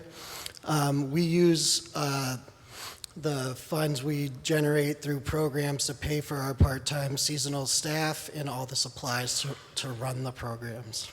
And how many employees do you have under you? Typically, throughout the year, we have about 30 to 50 seasonal and part-time employees. And that is just spring and summer, or? The whole entire year, we run programs. All right, thank you. Yep. Mr. Motion, Savage, you spoke. yeah, but motion to amend line 7 to 0. You're done. You already spoke. What do you mean I'm done? I have the right to motion to amend. You spoke, no. All right, point of order. Mr. Galvin is engaging in doxing by pointing out the fact that my house is near the runway, as if to imply that this is simply a personal issue with me. This is a town-wide impact. This is not just about the place being, You're done. my house being near the end of the runway. That's doxing. So we're going for a vote on Article 13. It's a majority vote. All those in favor of Article 13, please raise your hand. All those opposed?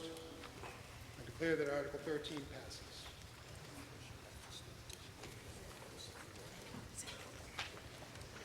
Article 14, Chapter 90 funding from the 14.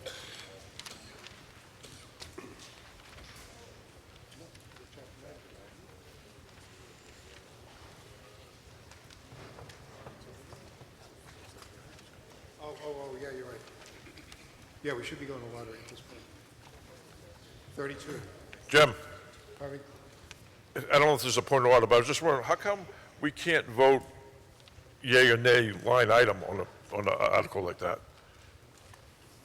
I didn't think there was any discussion on, or any dissent on that stuff. We've already cast a vote for the article. I know, I'm just asking, I mean, really, we should have been able to vote yea or nay on, like, the airport, and then being able to pass the beaches, but deny the airport. The revolving funds typically have always passed just as they are. I know there's a little bit more discussion today with the airport and all that. Right. But we'll pass it as written at this point. All right. I take your point, though. So we're into the lottery. We're in Article 17. I was ready to just keep going. Article 17, we're into the, probably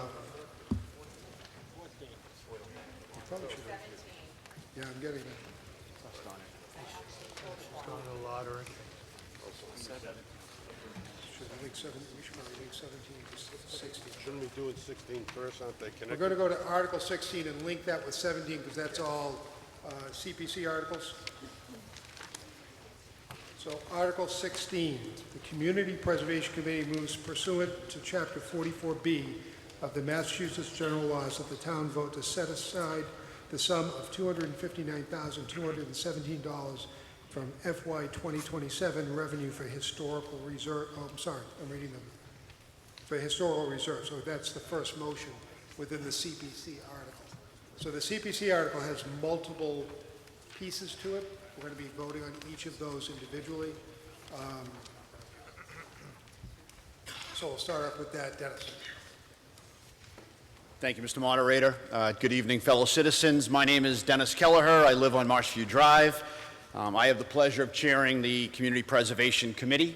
As Mr. Moderator mentioned, I will be presenting two CPC articles. Article 16 is a general housekeeping article required to set annual set-asides that every CPA community must adhere to. Before I get to the specifics of the article itself, I just wanted to raise a few points because I've gotten a lot of questions as it relates to how a CPA community performs. Marshfield has participated in the CPA program since 2001. It has funded over $35 million in community projects. All of these projects were funded from CPC reserves, not the town budget.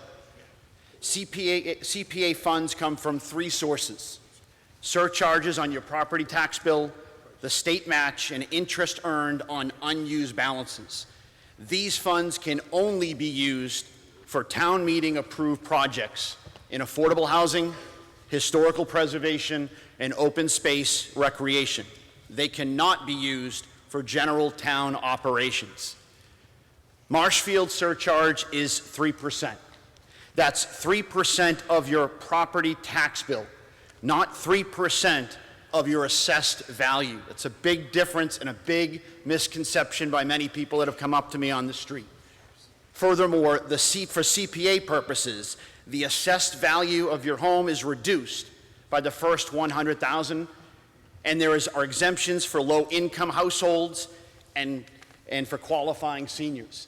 And if you're unsure of exactly what you pay annually to the CPA, pull out your tax bill. It's the first item under your bill invoice number.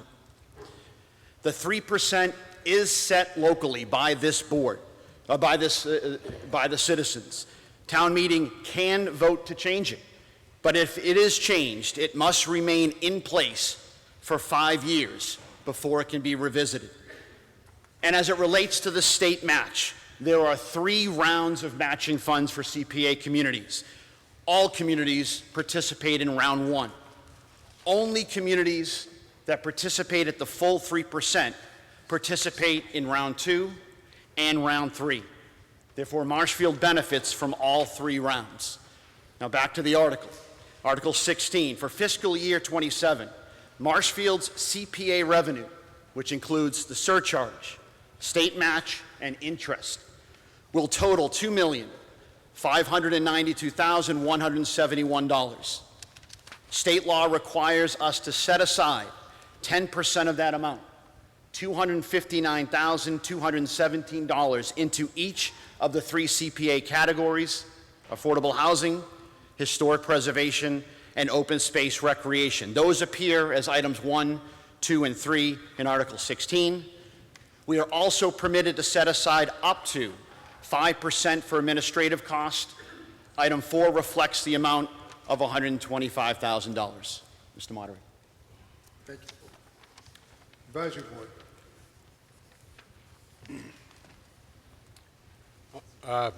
On Article 16, we unanimously approve, and it was very well done, Dennis. Thank you. Okay. So Article 16 has 4 pieces to it. They're going to be individual items. There's the historic set-aside, there's the open space recreation set-aside, affordable housing, and administrative. So I'm going to call for a vote on each one of these, and then we're going to go back and vote Article 16. So discussion from the floor on historic. See none, I'll call for a vote on historic. This is majority vote. All those in favor of historic, please raise your hand. All those opposed, declare that passes. Open space recreation for $259,217. Discussion from the floor. Good evening, Mary Ann Leonard, 70 Damon's Point. I have a question. If the money in any of those funds is not used, can it be transferred into another fund? No? No. Okay, thank you. Okay.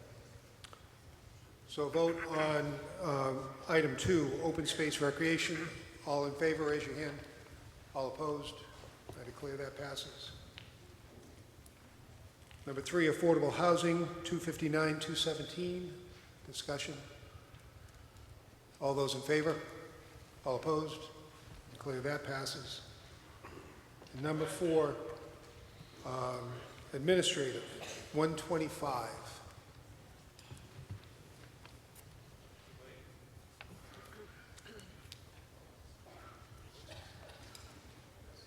Do you have are you coming down for a question on administrative?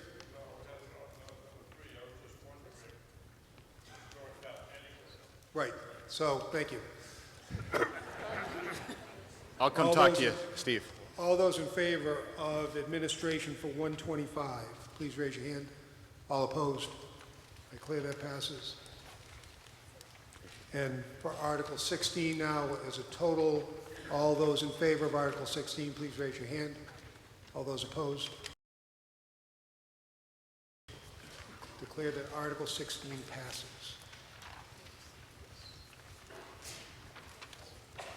Did you have a question, Steve? We couldn't revisit it, but I can't hear you. Okay.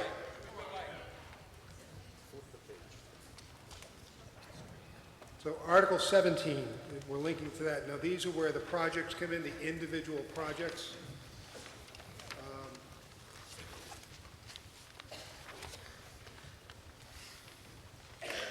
Article 17, the Community Preservation Committee moves pursuant to Chapter 44B of the Massachusetts General Laws that the town vote to appropriate the sum of $31,000. This is motion 1 of Article 17.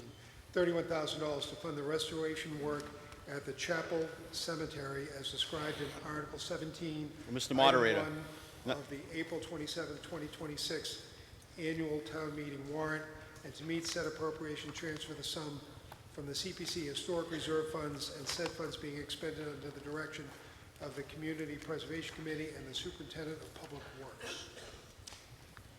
Are you going through all items? I thought we were going to do a general review. Sure, Yeah. I'm with you.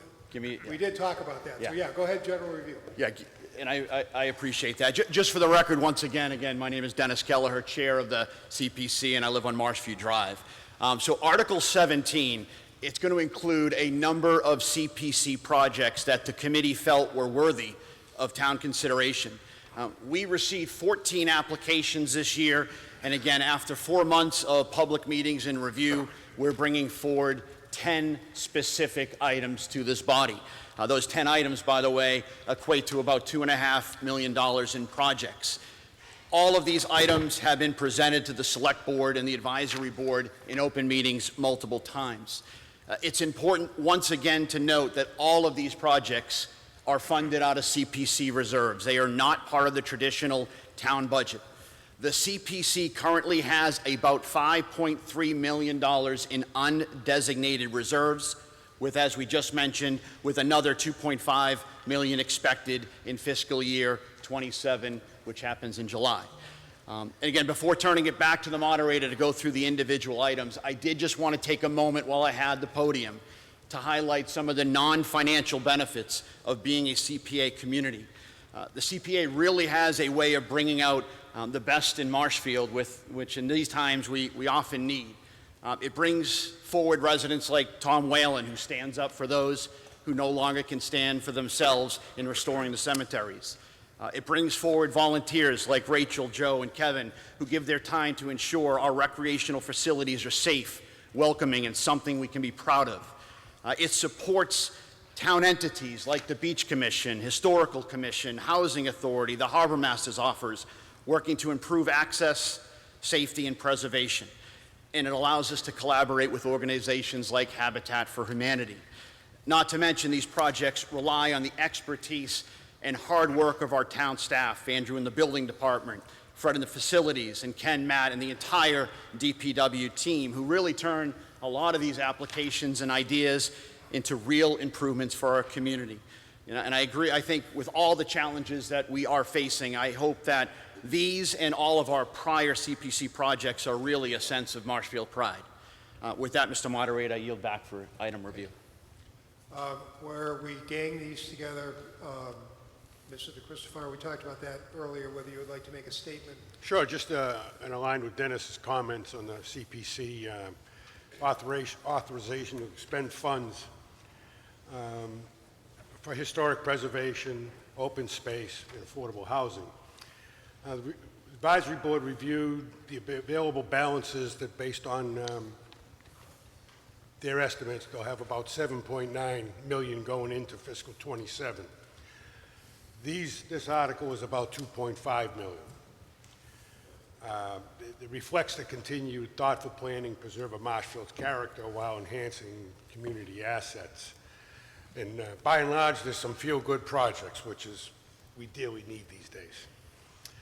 The CPA structure ensures accountability with the departments responsible, as well as their contractors, and any unused funds go straight back to the fund.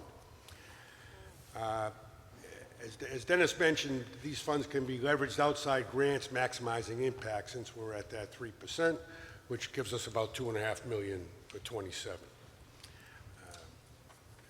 The dedicated funds that do not impact the general budget, as he said, and the advisory board recommends favorable action on these 10 items that made it. Great. Thank you. Is there something you want to say before I start going through the individual line items? Well, I just have a question. Yeah.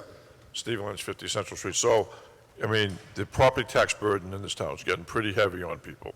So, the affordable housing lines here, when we're building Habitat for Humanity houses and guaranteeing that they're affordable, is it a guarantee that a Marshfield resident will get Marshfield tax dollars that built these houses?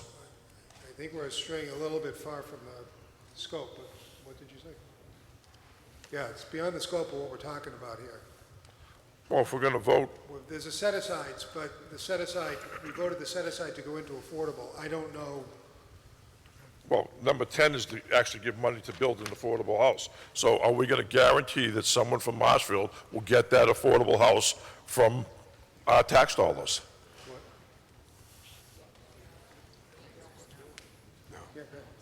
So if we want a Marshall resident to get this, a Marshfield resident is going to have to qualify, and our planning department is going to have to make the case to the state that it should come to us. Almost every one of these developers that develops 40B housing, or in the case of Habitat for Humanity, they're happy to have a Marshall resident, but the preference has to be made by the town to the state in order to make that happen. Well, we should have our own qualification where, Again, this is beyond the scope of what we're talking about. I understand where you're going for. That was the answer that we can give. so we can't tie something to this where a Marshfield resident has to get the house that we build from our tax dollars? It's not on the warrants. What you're talking about is not on the warrant. It's Okay, so I'll beyond make the an scope. amendment. That's what I'm saying. You're talking about something that we're not talking about today. We approved the set-aside, but not a particular project. So I'm going to read the articles. I got a question on number 10 also. I'm sorry, A question on number 10? on the Article 10? No, the section 10 I'm going to of read this. the articles in order. Okay, I just wanted to make it clear so people know what they're voting on here. That $250,000, I believe, is to be appropriated at the 3A site, correct? Mr. Moderator is going to go through each individual items. We're not even at item 10. Give him a moment to declare, and then you're absolutely right. We can provide further explanation of any of the items. We have experts here that can kind of elaborate on exactly what you and Mr. Lynch are talking about. When I get to Article 10, you can ask your question, but right now, that's not on the table. No, I'm on Article 17, Section I 10 know, of but it. if you're talking about the 10th Okay. item, Okay, I haven't talked about that yet, so you're Okay. early. all right. You're welcome to come back up and just Oh, I will. talk about it, yeah. I will, thank you. So the first item is the historic to appropriate $31,000 from CPA funds for Chapel Cemetery restoration. These are all majority votes. Any discussion? All those in favor, please raise your hand. All opposed? Article 1, or item 1 passes. We're on to item 2, historic, $250,000 from CPA reserves to restore Cedar Grove Cemetery. Again, it's under the CPC and the Historic Cemetery Commission. Discussion from the mic. Julie Finn, 109 Old Main Street. Can you describe what the $250,000 will be used for at the cemetery? Dennis? And how that compares to the $31,000 that was just approved for the other cemetery? Sure. Can you go to the slide? Just might be right. So this just gives a kind of at least a financial representation of these two projects, right? So the woman at the microphone asked specifically about the $250,000 for item number 2, Cedar Grove Cemetery. It's just a starting point. It is not expected to fully complete the project itself. It is based on estimates at all of the other cemeteries. The Cedar Grove, I think, is the last cemetery that is going to be needs to be restored. So all the estimates and tree work were based on prior restoration work for the to come up with that at least starting point of $250,000. Likely more money will be needed to complete that project in the future. Gentleman with the microphone. Bill Carver, Old Ocean Street. Right along the lines with that, is this all private contractor work being set out to bid, or do we no longer have a cemetery and tree department under the DPW that works under their budget? Yeah, so what is within traditional scope, the DPW certainly owns that responsibility, the mowing, the regular maintenance. This is beyond scope to be able to restore fallen and broken and weathered stones, to restore them to readable format, to be able to place them in the, the place where those bodies reside. And a lot of this work is highly specialized. It is all bid out when it's possible to bid out. There's not a lot of companies that do this type of work, but it does have to follow historical procurement rules. Okay. Thank you. Okay. No further discussion. Hang on. One more. Kevin Malloy, 605 Highland Street, North Marshfield. Can you explain to me, with spending $250,000 on cemetery restoration, are we going to be keeping track and documenting each headstone that you're going to actually be doing and cleaning? It's my understanding that you're not going to be. That's part of the cost itself. There is an assessment, and best efforts are made to identify the stones that are being replaced. So that is part of the work. So therefore, we can go back and look and document and see who's buried where. That is the intent of the applicant, yes. Okay. In regards to the bidding out for the contractors to do the work, have there actually been legitimate bids submitted, or is this just an estimate of $250,000? So with these applicants, their estimates based on prior bids, this work has not gone out to bid. Right. That's what I thought. Thank you. Okay. Oh, no vote. Number two. Okay, go ahead. Hi, Laurel Egan Kenny, 51 Old Main Street. Question, I see the allocations within the cemeteries. We've been the benefit of having one in Marshfield Hills, beautiful job. I wonder, could we allocate some of the funds, instead of tree removal, to adding trees? So my understanding, That's beyond the scope of this article, really. That's But- not what it addresses. but real quickly, But could I get an answer? my understanding from the applicant is trees are one of the biggest reasons these stones are cracked. So no. Okay. Okay. Okay. So it's a majority vote in Article 2, or Item 2. All those in favor, please raise your hand. All those opposed? I declare that Article 2 passes. Item 3, historic, to appropriate $54,000 from CPA reserves to replace the wood roof at the Winslow Schoolhouse. And that's coming Community Preservation Committee and Historical Society. Any discussion from the floor? Seeing none, I'll call for a vote. All those in favor of item 3, please raise your hand. All those opposed? Passes. Item 4, open space recreation, to appropriate $65,000 from CPA reserve funds for town beach amenities, Community Preservation Committee, town beaches. Discussion from the floor. Seeing none, I'll call for a vote. All in favor of Article 4? Passes. All opposed? 5, open space recreation to appropriate $140,000 from CPA reserves for softball dugouts at Governor Winslow's school. Any discussion? Seeing none, I'll go for a vote. All those in favor? All opposed? Passes. Number 6, to appropriate $1,175,000 from CPA reserves for Phase 2 of MHS ball fields. Julie Finn, 109 Old Main Street. Just a second.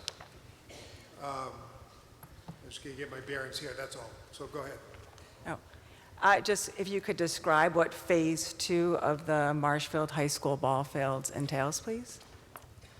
Absolutely, and I'll actually defer to the expert and the applicant of this, and certainly will supplement as need be. Hi, good evening. Rachel Altabello, Bowles Road in Marshfield. I've been the sponsor for the Ball Fields project, championing the revitalization group that we have. We established Phase 1 when we came in front of you last year. That project is really far along. If you haven't seen, the fields will all open this week, which is really great news for the community. Coming to you now for Phase 2, which was kind of approached last year. It actually was bundled in the initial Phase 1, but we decided to kind of allocate the funds over time and be responsible, get the project done so that the fields can be playable, meaning that was like the most important thing for our community. What you see here is just the benefit of lighting. A lot of times our teams are out there and they can't finish a game. In addition, we have a lot of athletes within these programs that have to go to other places and other fields around town because we don't have enough facilities for them. If we add lights here, it kind of extends the use, extends the time we can have these athletes on their own complex practicing and playing games. As you can see, what else did I cover? And then I guess I will say, as we approached Phase 1, we got in front of you last year and lights did come up. So when lights did come up, we took every measure to kind of get prepared for the future use if lights were to be approved. So with Phase 1, we did package into that cost was the conduit to be run, so that's already set in place. So the field, the varsity field for baseball is actually prepared and ready for lights, so it can be a pretty streamlined process as we go forward. I don't know if you want to hit, okay, I guess this. And just in consideration, everything we're doing is just to put the most efficient spec in place. So most efficient spec in place, energy conscious, obviously, and really know that the lights and the energy is only going to be used when the fields are in use, right? So this isn't going to be something that's on all the time. It's really when the kids need it, when we're playing in that spring season, and then there's some fall opportunity too. And I think just as an effort from our group, we've done a lot to fundraise. We've been out and about. You've probably seen us on Facebook and holding events, but we really have tried to kind of make this a big community feel. We right now, when we're putting dugouts up at the high school, we have the Marshfield High School wood shop. They're the ones putting those up. I mean, there's a lot of pride in just people that are touching this project and taking care of each other along the way. Hopefully you see it, hopefully you drive by, you're proud of the work that we've done, and you allow us to complete the job. This is just a breakdown if you need it further. You can see in for the baseball field. So the baseball field is a larger package because it has the stadium lighting, it has a scoreboard, and it has a sound system. These are all standard elements on a baseball field in our communities. If you go to Duxbury, you go to Pembroke, you go to Plymouth, this is all standard stuff that their facilities have. We're now catching up, and we really want to have the same opportunities for our players. I will take questions. I don't know if there's more that anyone has. Moving at the microphone. Tina Shea, Carswell Street. How many phases are there? This will be the final phase. Thank you. Good question. Brian McIsaac, 133 Tower Ave. I just had a question. You guys said the rest of the community. Does that mean the rest of, besides, high school children are going to be able to play on the field? Essentially, utilize it for men's leagues for the rest of the community, or is it just going to be cut off for the high school kids? I would say the possibilities are endless. Right now, the primary use would be for the Marshfield High School kids and for the Marshfield youth programs, but everything that's done is through the town and through the rec department, so all that stuff can be created. I just think that maybe we could look into it for more revenue for the Yep, town. I think it's a great idea. My point, to capitalize for the lighting. Yep, So, thank you, absolutely, thank you. absolutely. Great, thank you. All right, we're going to go to a vote. This is a majority vote. All those in favor of item 6, please raise your hand. All opposed? I declare that that passes. Item 7, to appropriate $490,000 from CPA reserves for Phase 2 David Point docks. And this is between Community Preservation Committee and the Harbor Master.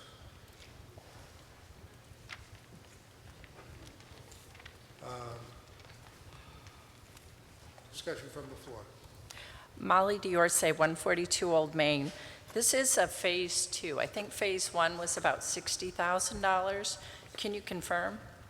Yes, it was, yes. Can you tell me how many public parking spaces there are at the Damon's Point Landing? While I appreciate this is an emergency egress, how many public spaces are available for Marshfield residents? 11. Thank you. Okay. Seeing no further discussion, I'll call for a vote on 7. All those in favor of 7, again, majority vote. Raise your hand. All those opposed? I declare that 7 passes. 8, affordable housing, to appropriate $25,000 from the CPA reserves for the creation of the MHA CDC. This is Community Preservation and the Marshfield Housing Authority. Discussion from the floor. Seeing none.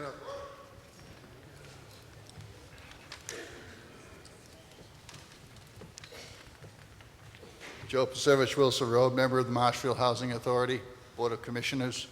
We're going to get a presentation, an explanation to be on record as to what this is about. If somebody wants it. Mr. Keller. We certainly can, Mr. Pasovich. I know you saw it at the Housing Authority, I believe, as well, because I know you were a voting member on it. We can certainly present to town meeting if you'd like. I think the town meeting should hear what this is about. As a member of the Housing Authority, I know very little about this, but I'm only one of 5, and that's kind of the way it's been going since I've been on it for 3 years. I'm doing my best, folks.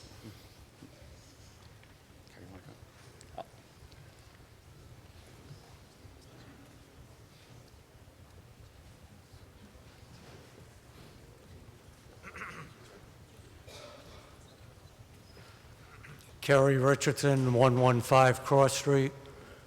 Just a full disclosure, chairperson of the Marshfield Housing Authority, a member of the Marshfield Housing Trust, and a member of the CPC, and former president of the Board of Directors of South Shore Habitat for Humanity. I'd like to ask Joe exactly what he would like to know about this. I would like you to make a presentation and explain to people and me what this is, how it works. Thank you.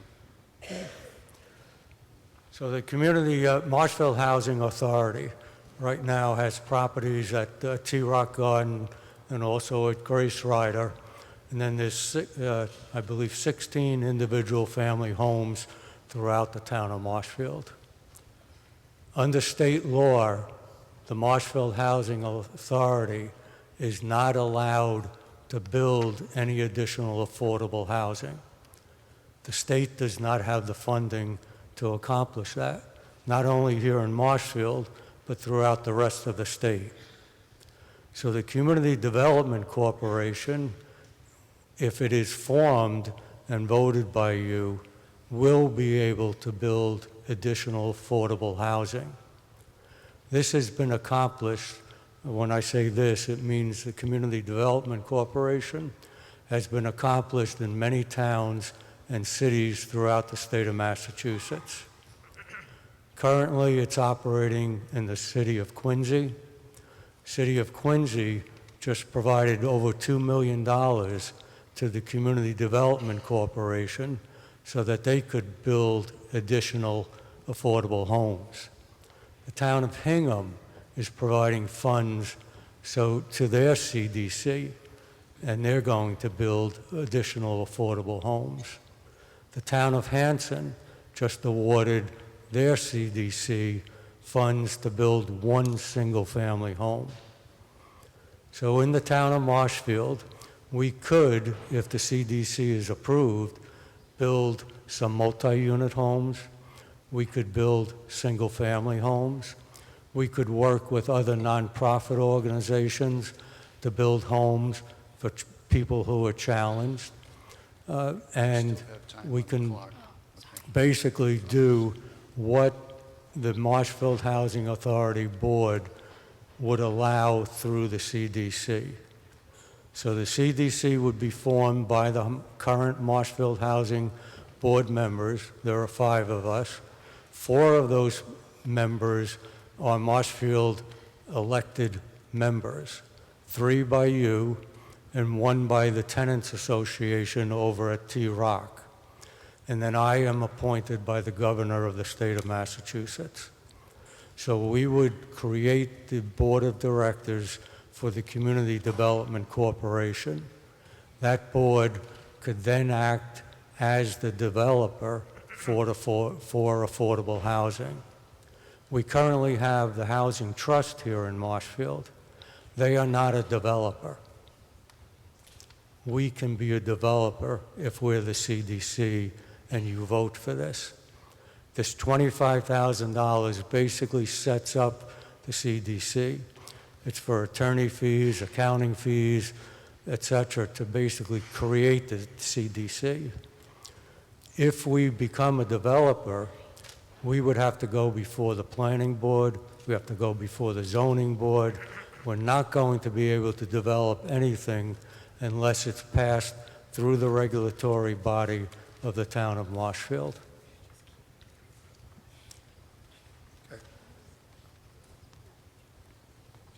Follow-up? Yeah, follow-up.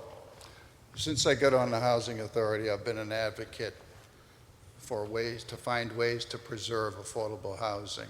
Marshfield's got a lot of very small units that are modest, that are within reach of a lot of people, but we're undergoing McMansionization in this town right now and gentrification.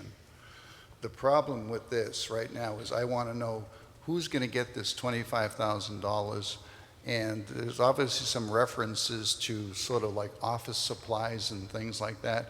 Where will this be located? Is there going to be an office? Are they going to rent space somewhere? No.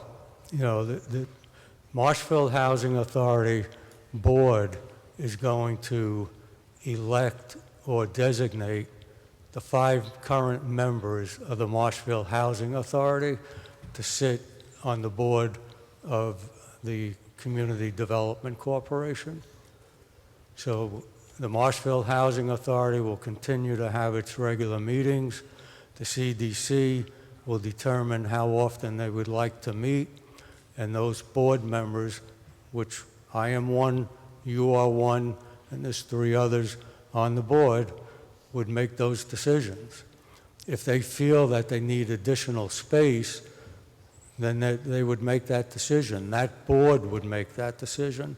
My personal opinion, there's no need for additional space. We currently use the community room over at T-Rock Gardens, and therefore there's sufficient space there. So we would not expend funds for rental. So if this is established and property is developed, who will manage the property? Will it be the Marshfield Housing Authority Board, or will it be possibly subbed out? The CDC, the Marshfield Housing Authority, is separate from because they cannot create new housing. So the Community Development Board would basically be making the decisions. Would the Community Development Board be making decisions on what property to acquire and what to build? Yes. How will they be accountable to the Marshfield Housing Authority Board of Commissioners? The CDC reports to the Marshfield Housing Authority. But the Marshfield Housing Authority can't be involved in creating those housing units. Correct. So the So the CDC is going to be kind of on its own.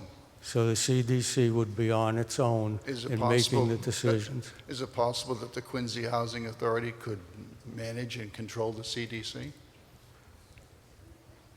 Is it possible that the Quincy Housing Authority would manage the CDC?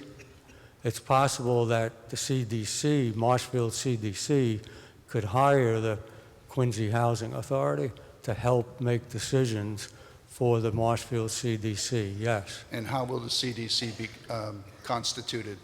Who's going to be on it? I thought I mentioned that the CDC Board of Directors initially would be the 5 board members who are on the Marshfield Housing Authority. So you would be one of those members. Initially. Initially, and you would be elected for X number of years. That's what the Marshfield Housing Authority will decide. You are one of those members, so you will help decide who will be, how many years each person will serve. Question for council. What is the relationship of the CDC to the town of Marshfield government? What is the relationship between the Community Preservation Committee and the town? CDC, this There is corporation. none. We're talking about the Marshfield Development Corporation, Bob. I couldn't hear the word you said, CDC. So the answer is there would be no relationship between the town and the CDC. So no accountability or control? It would be accountable to the housing authority that Mr. Richardson and yourself are members of. The control would be if the CDC has to appear before any Marshfield Town Board, that board would have the control as it normally has over any other developer. Okay. One point that was just mentioned, Kerry, Mr. Richardson, is that you're the governor's appointee to the Housing Authority? Yes. And is that a 5-year term? It's a 5-year term and then continues until I'm replaced by the governor. So, and that's what's happening now? Okay. You're out of time. I'm basically in favor of this, but there's going to be problems with accountability and control. So people just pay attention for me, Okay, you're because out I of may be on the Board of Selectmen at the time. Back microphone.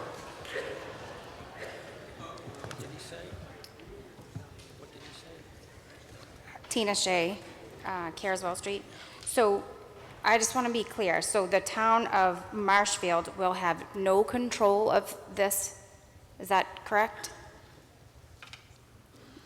The select board would not have any control.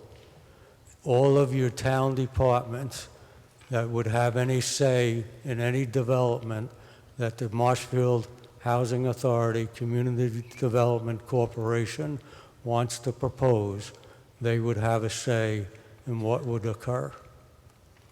Okay. And so we already, don't we already meet our quota for affordable housing? Yeah. Do we currently have affordable housing? Yes.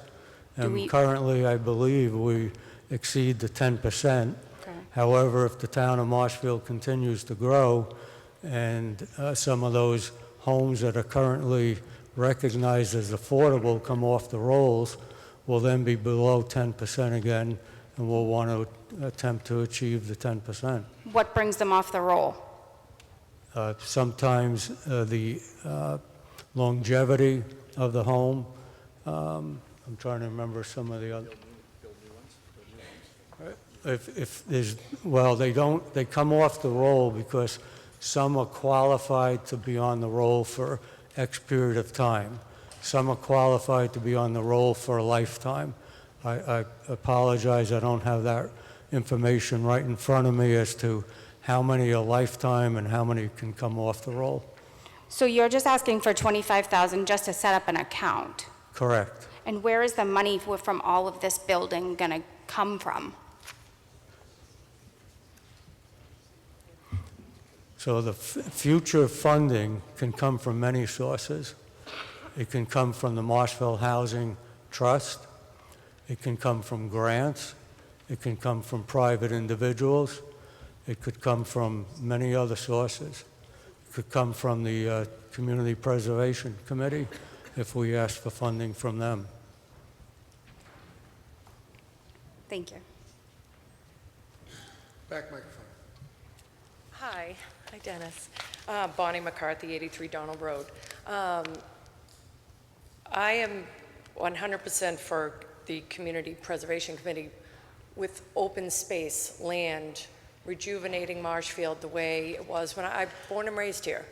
I look at these line items and it looks like almost a third of all the money we're expending is for affordable housing under the umbrella of a Community Preservation Fund. Well, 3 out of 10 is 1/3. I just feel the ballpark's wonderful. Everyone gets behind that. We're now, what you mentioned, sir, and believe me, I don't understand that. It's not my wheelhouse. But Marshfield is having such an issue with getting a budget, securing a town administrator, and now I think we're jumping the gun here with allocating $25,000 to create more affordable, a place for us to develop more housing. I don't think anyone who's lived here for the 50-plus years, like a lot of us, think Marshfield has an issue with not developing enough right now. It's unrecognizable to a lot of people come home and visit. I just feel like maybe we should step back. It looks like we're allocating a lot of money. And another line item, another $250,000. The last article was another $250,000 for affordable housing. Several other items, which is great. But I think this is opening up to creating, I may be wrong, but this is creating this account so that we can now funnel more money into affordable housing as opposed to rejuvenating our community and preserving open space. That's my opinion. Just so you know, the way the CPC works, a third of the money that comes in goes to affordable housing. Yes. That's part of the law. But am I mistaken on that this will allow more? No. I mean, This could the allow money is more. already allocated for affordable housing. You can't use it somewhere else. But he just mentioned that this could allocate more money because we have a reserve instead of other. Mr. Maybe we Moderator, shouldn't- may I address that, please? Sure, go ahead. Sure. So Yeah, but I just feel like so maybe we under the we're affordable good. housing, as I mentioned, some of it could come from grants, not necessarily from the town of Marshfield. Some of it could come from other sources. But it could come from this, If I may Let him finish. speak, please. Well, all I wanted to ask was, he's trying can to it answer come your from question. the CPC? You I as heard that, you as a citizen, yeah. if we ask for more money from CPA, you have the right to come So it before can. the Thank you. town and turn it Please down. let him talk. No, I don't need any more, you're asking questions on my behalf, pardon me, Mr. Moderator, but I am. I didn't ask that. I simply said, I heard him when he said that it could come from grants, but it also was, we were led to believe that certain towns are allocating several $1 million to their fund.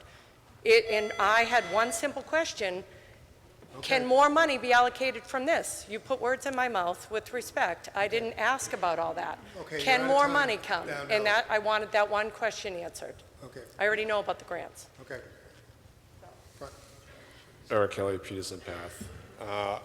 I believe that we're all, well, most of us, are open to affordable housing, as seen by some of our CPC or CPA articles. You need to speak in the, I can't hear you, sir. And the only thing is that with this new development corporation, I think with the lack of controls for the town, it's going on a hole that if we authorize this, that we may not be able to return from. And there could be you'll see Marshfield transform, much like they want to do with the MBTA Communities Act, in my opinion. Kerry said is that the money can come from anywhere. Well, that means there's probably people out there with money that want to make money as well, potentially on this, and willing to chip in to make that money. I think this is bad news for Marshfield. My opinion is I would shoot this down because we can already do this in Marshfield for affordable homes in a controlled form. This would just open up something that we would never be able to recover from, in my opinion. Thank you. Gentleman at the front microphone. Bob Foltz, 74 Colonial Road again. I was just wondering, CDCs can do a lot of things. They can do industrial development. They can do all kinds of things. Is this particular CDC going to be limited to affordable housing? As far as I'm concerned, if I'm a voting member, yes, it's going to be limited to affordable housing. Every town that I've been associated with, as far as knowledge of CDC, they haven't done anything except affordable housing. Okay, they can. I've worked with them as well. And so, yeah, if it's in the charter that you're just going to do affordable housing, I totally support it. Otherwise, I would not support it. Back microphone. Hi, Peg Davis, 87 New Street, Marshfield. I see people from the same side making contradictory statements. I mean, we need affordable housing in this town because people are getting priced out of homes. People are complaining against tax raises. This is homes for Marshfield residents. The CPC requires that we have, or the CPA requires that part of the funds are used for affordable housing. And this can be for people that are already in town that need that. I just don't see what the issue is. I think the Housing Authority has done a good job, and I think this is a way to keep development so that it makes sense instead of having outside developers come in and do things that we don't want. This is something that will be controlled by the people in the town. Thank you, Mr. Moderator. Grayson Pelletier, 1050 Careswell Street. As most likely the youngest person in this room right now, I would like to give comment as a younger person that would appreciate living in the town of Marshfield, but realistically will not be able to due to the fact that we will be priced out. And I would like to comment on what of the previous speakers have mentioned as they are concerned that their town is changing. Everywhere is changing. So Marshfield should change for the better. Marshfield should change to welcome more people, and especially welcome back their youth that will probably not be able to afford a home here. I know a lot of my friends want to come back to Marshfield, but looking at the current prices of houses right now, that is not possible for anyone under the age of 60 to get a home here in Marshfield. So I applaud the work that you guys are doing. I urge everyone here to vote yes on this article. Thank you. Please. Front microphone. Lizanne Road, 64 Sheridan Drive. For me, this is about 40B. We have been teetering. The 40B has been in existence, I don't know, I feel like my entire adult life. The town of Marshfield has had to fight 40B developments. We've had to pay attorneys to fight literally years to change the projects, to modify the projects, and we've, in the end, had to say yes to them because we didn't meet the 10% threshold. We finally are at the 10% threshold, and we're right on the line. If we could lose a few houses here or there, or the town lets a development go in with 10, 12 houses, we could slip underneath that 10% mark again. This has been a losing battle. This can help us stay above that 10% mark. We're not going to be able to house all our kids that we want to stay here. We're not going to be able to house everybody, but we can start to have more control over the 40Bs as they want to come in here and develop it. I'm voting yes for this. I hit the rear microphone, and then we're going to go to a vote. Lori Dolan, 93 Summer Street. You kind of beat me to the punch, the lady who spoke right before me. My understanding of this, and maybe Carrie, you can tell me if I'm right or wrong, but this actually provides us money that doesn't have to come from the town. It could be from, like you said, grants or private funding or fundraisers to make the housing so that we can stay above that 10% and keep the 40Bs out. Is that correct? You are correct. So I'm voting for this. Okay. Again, this is a majority vote. All those in favor of Article 8, please raise your hand. All those opposed? I declare that Article 8 passes. So we are on item 9. Item 9, affordable housing, to appropriate $55,000 from CPA reserves for the restoration of the Grace Rider cupola. And this is from Community Preservation Committee and Marshfield Housing Authority.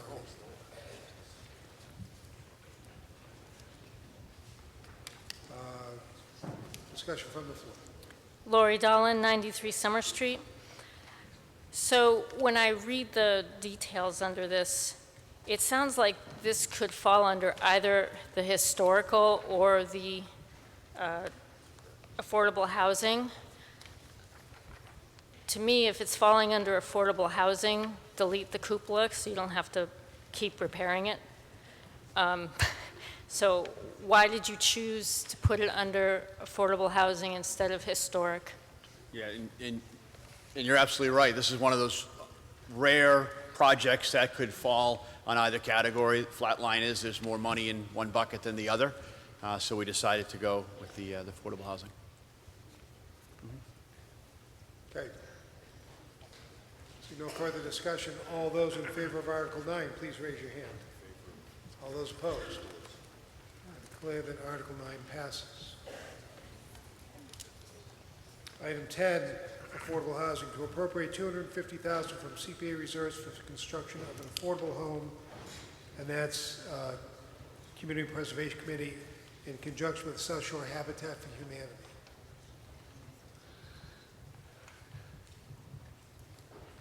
Gentleman at the rear microphone.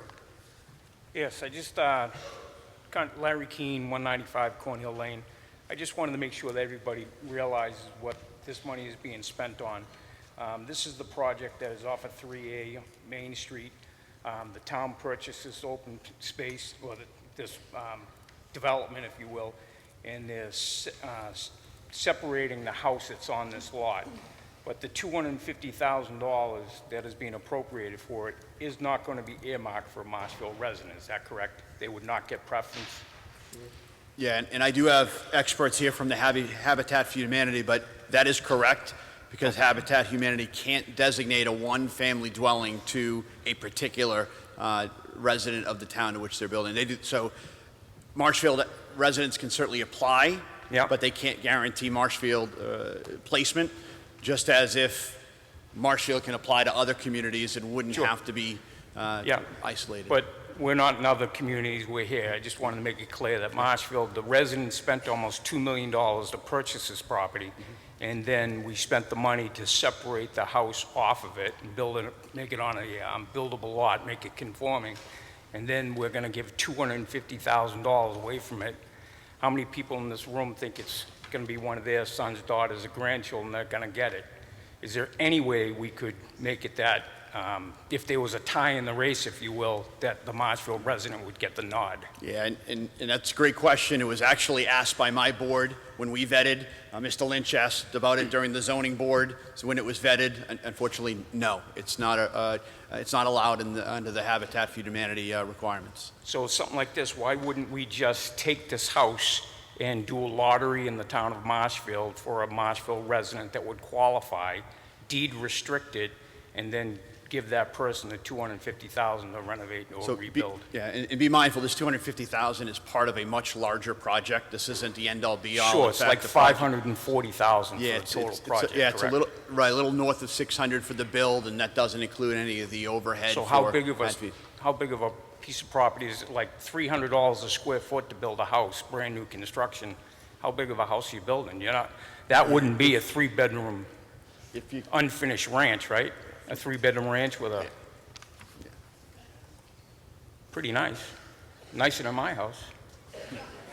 And, you know, I just want to make it clear that, you know, again, we're spending this money, it's turning into funny money. It's just 250 here, 250 there, and it's not earmarked for somebody that's from here. And that's wrong, in my view. Okay. Rear microphone. Steve Lynch, 50 Central Street. So what if we just don't give the money to them? Can you talk to the mic? I can't What, hear you. what if we just don't give the money to them and we create our own fund that we build up enough money to build affordable housing and have it go to a Marshfield resident? What they did to me. Because, you know, the way our tax rate is going, you know, okay, you want to have operational overrides? Well, that's great now to fund the school, but the kids you're going to fund the school for won't be able to buy houses in Marshfield if you keep going the way you are. Thank you. Terry. Marshfield currently has 4 Habitat for Humanity homes. Name and address, right? Say your name and address. Kerry Richardson, 115 Cross Street. We have 4 Habitat family homes in the town of Marshfield now. I've participated in building each one of those homes. Not every family that lives in a Habitat home in the town of Marshfield was a resident here initially. But I'm very proud to say that all of those 4 families have now contributed to the town of Marshfield. They're outstanding citizens, and they really help the town of Marshfield. We have them come back and volunteer. So you'll see them at different places throughout the town, helping the town of Marshfield grow in a very beneficial manner. And the way a family is selected by Habitat is that there's a family selection committee, and they interview those people, and they find out how they're going to contribute in the future. And so I would recommend that even though we may not get a current resident of the town, we will get a future resident that's going to contribute to the beneficial of the town. Please. Julie Finn, 109 Old Main Street. Can you provide an estimated cost, the total cost for this land and construction for this home that's described here that I guess is on Yeah. 3A? If we can flip back a couple slides. So the 4th bullet point was provided to me by the Habitat Humanity. It kind of gives an overall scope of the project. It includes the 250 that is being requested to the CPC funds. So the construction cost is $600,000 and the land cost was? The land purchase, and I should have had the note because it was a 2 years ago CPC project, but I believe it was between $1.5 and $2 million for land purchase. Big part of that parcel was carved off for open spaces purposes. This was just a percentage of that parcel that had an existing dwelling on it, so it was deemed to be repurposed for affordable housing. And have the funds already been secured for the balance, the 600,000 minus 250? Or is there going to be another request for money? Yeah, there is no additional request pending for CPC and no anticipation that there would be more. So all funds are available to go ahead and build the house My understanding is a shovel-ready project. once the 250 is If it's approved. appropriated tonight, yes. So is there any, so basically, like, say it's about $1 million to build this house, rough numbers, land and building. And so I'm just kind of curious if there is some evaluation process for $1 million for one family, and if there was another $1 million spent in a different area, we could have affordable housing for 4 families. Or if there's any thought process, any evaluation that goes into cost per unit, family that we can accommodate, provide housing, affordable housing for. Yeah, I know with this particular property, because there is obviously to maximize each lot Right. to provide for many families. Fortunately, this didn't perk to support anything more than a one-family dwelling. And we certainly pushed and explored that. I know the Habitat for Humanity went in front of the zoning board and tried to be creative in their resources. This is the biggest home or dwelling that they could provide.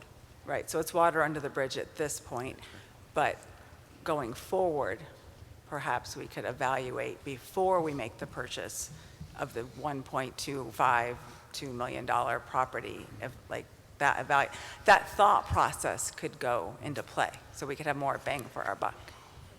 Certainly could, yes. Front microphone. Priscilla, you.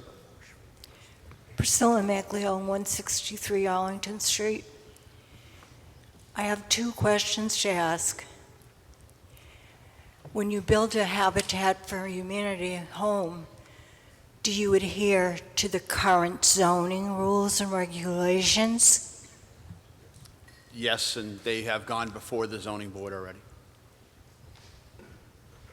Excuse me, I'm asking about the future, not the past. I'm asking, are you guaranteeing that you're going to stay with the zoning board, with the zoning regulations, not the board regulations, the zoning regulations for, if there is the rule for an R2 building is 20,000 square feet if the land has not been developed in the past. Are you going to move into a 10,000 square foot lot and try to build a home that belongs on 20,000 square feet? So, again, I'm not a builder. I wasn't part of the building process. This plot of land has an existing dwelling on it. I know that. I'm asking questions in general about a Habitat for Humanity. He answered. He said he is not a builder. He doesn't have that information. Okay. This is the next question. When a person moves out of a Habitat for Humanity home, do they make a promise that this house will go to the future person would come into a home declared reasonable housing or something that is for a Habitat for Humanity? Yeah. Does it go on into the future? Excellent question, and because it's so important, I'm just going to phone a friend and pull in the expert from Habitat for Humanity. I want to make sure that you get the right answer for that. Give me one second. Okay. Yeah, there's a permanent restriction on a Habitat house.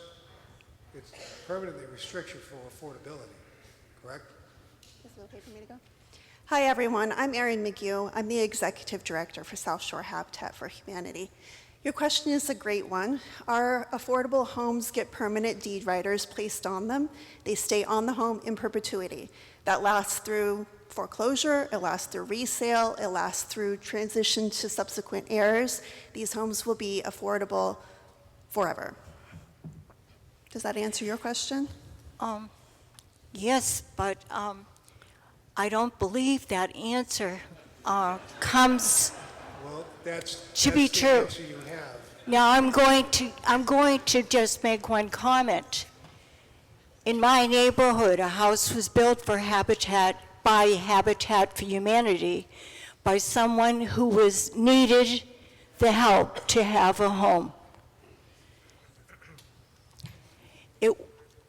That house is now up for sale. It's been remodeled, and it's up for sale to anybody to buy, so it's not going to be a Habitat for Humanity home. And it's up for $1,250,000 in a neighborhood that doesn't have that kind of price. So I don't get it. All right, you're out of time. Thank you. Sorry. Hello again, Joe Pasevich, Wilson Road. What are the qualifications for the eventual owner of this house? What qualifications do they have to meet? Sure, they have to meet maximum income requirements. For the homes that we build, that's 80% of the area median income. So that varies depending on the area. We serve 32 towns south of Boston, so Marshfield has one particular area. We also have, they need to be able to, our motto is it's a hand up, not a handout. So the affordable homeowners need to be able to maintain a 30-year affordable mortgage. They need to be able to make their 3% down payment on the home. They will need to maintain their credit scores, and they will need to be able to get through the mortgage process through a third-party lender. So we do everything we can in order to ensure that these homeowners are set up in the best way possible to be successful in the homes that they're going to be purchasing at some point. We do that through financial literacy requirements, first-time home buyers. Oh, and I should mention, it's an important part of our program that all of the homeowners are first-time home buyers. So this is a great opportunity for somebody who might not otherwise be able to purchase a home for the first time to be able to get into this home. And again, it will be affordable in perpetuity and even at resale as well. I think Habitat for Humanity is a great organization, but I think people need to get away from accepting the narrative that anything called affordable housing is necessarily affordable. For the young man who spoke earlier, and other people have spoke about the need to keep families together in Marshfield to make things more affordable. Affordability is more about other things. It's about taxes, number one, and utilities. Everybody should remember that. Just because it's called affordable or SHI, subsidized housing inventory, does not guarantee that someone can live here. Think about taxes, folks. Thank you. Otherwise, go ahead. I'm all for this, but does the planning board weigh in on this at all? Zoning board did. But the planning board, does the planning board have a role in this? Do they have an opinion of this type of thing? According to town council, they do not have a role in this. I see the town planner stepping to the microphone.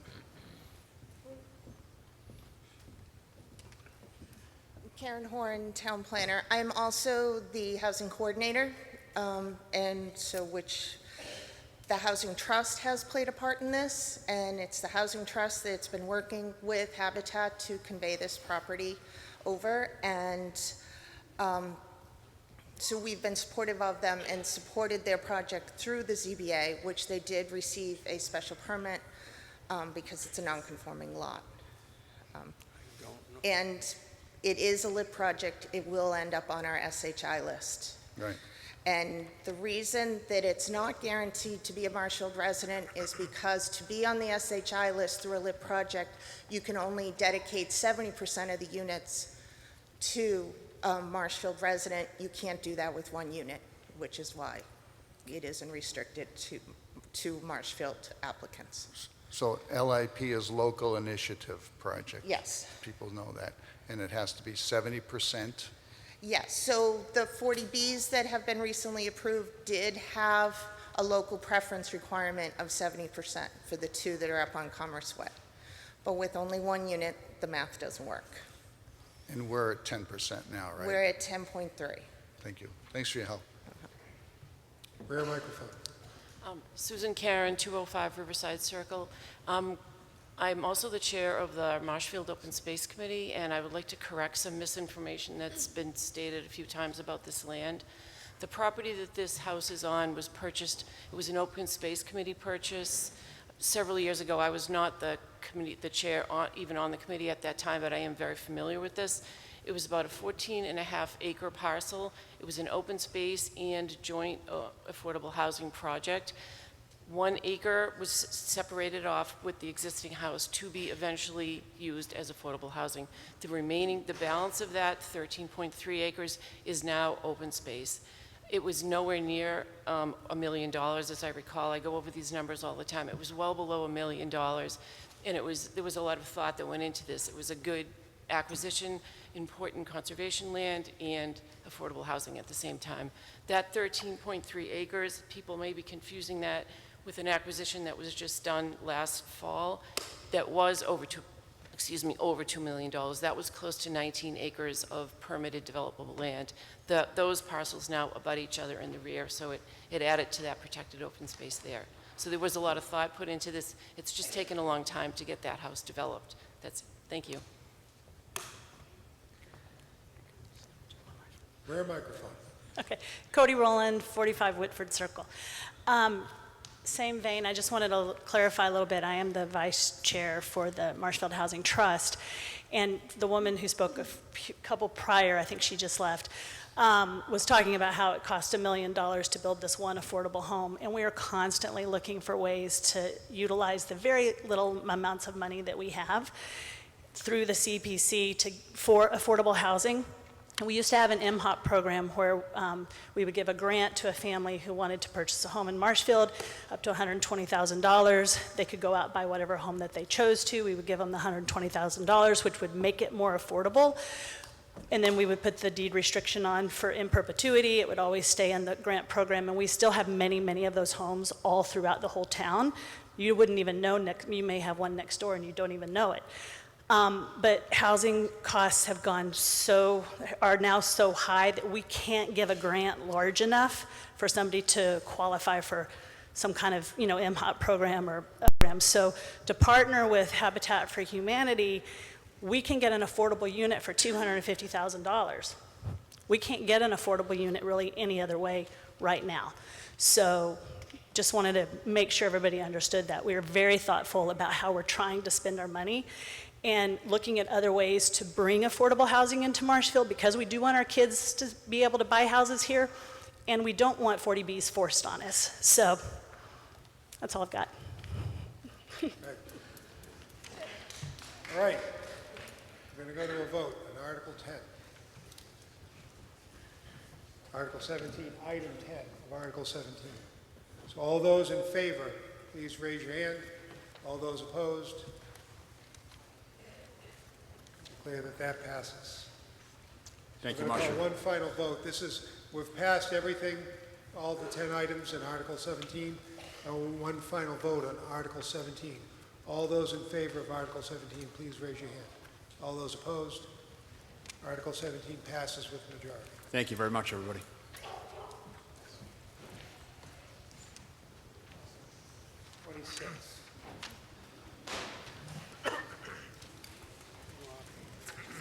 Now, it is 10:15.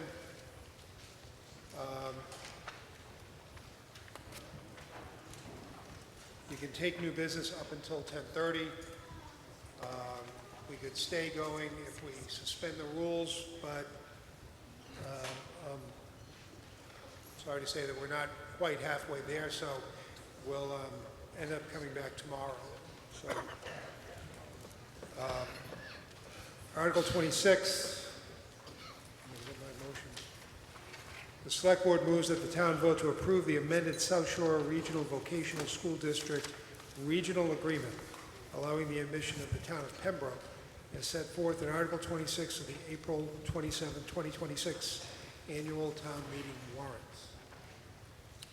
This is by the school committee, Select Board. Select Board, comments? Advisory Board. Scott Swain, Advisory Board. Article 26 allows Pembroke to join the vocational district. This spreads the cost across more communities. It reduces financial burden on existing members. The seat availability impact is minimal. Over time, enrollment will stabilize and plan expansion support future capacity. This is a net positive change. It strengthens the districts overall. The Advisory Board fully supports this article. Okay. This is going to be a majority vote. Discussion from the floor. Seeing none, I'll call for a vote. All in favor of Article 26, please raise your hand. All opposed? Declare that Article 26 passes. We're on to Article 32.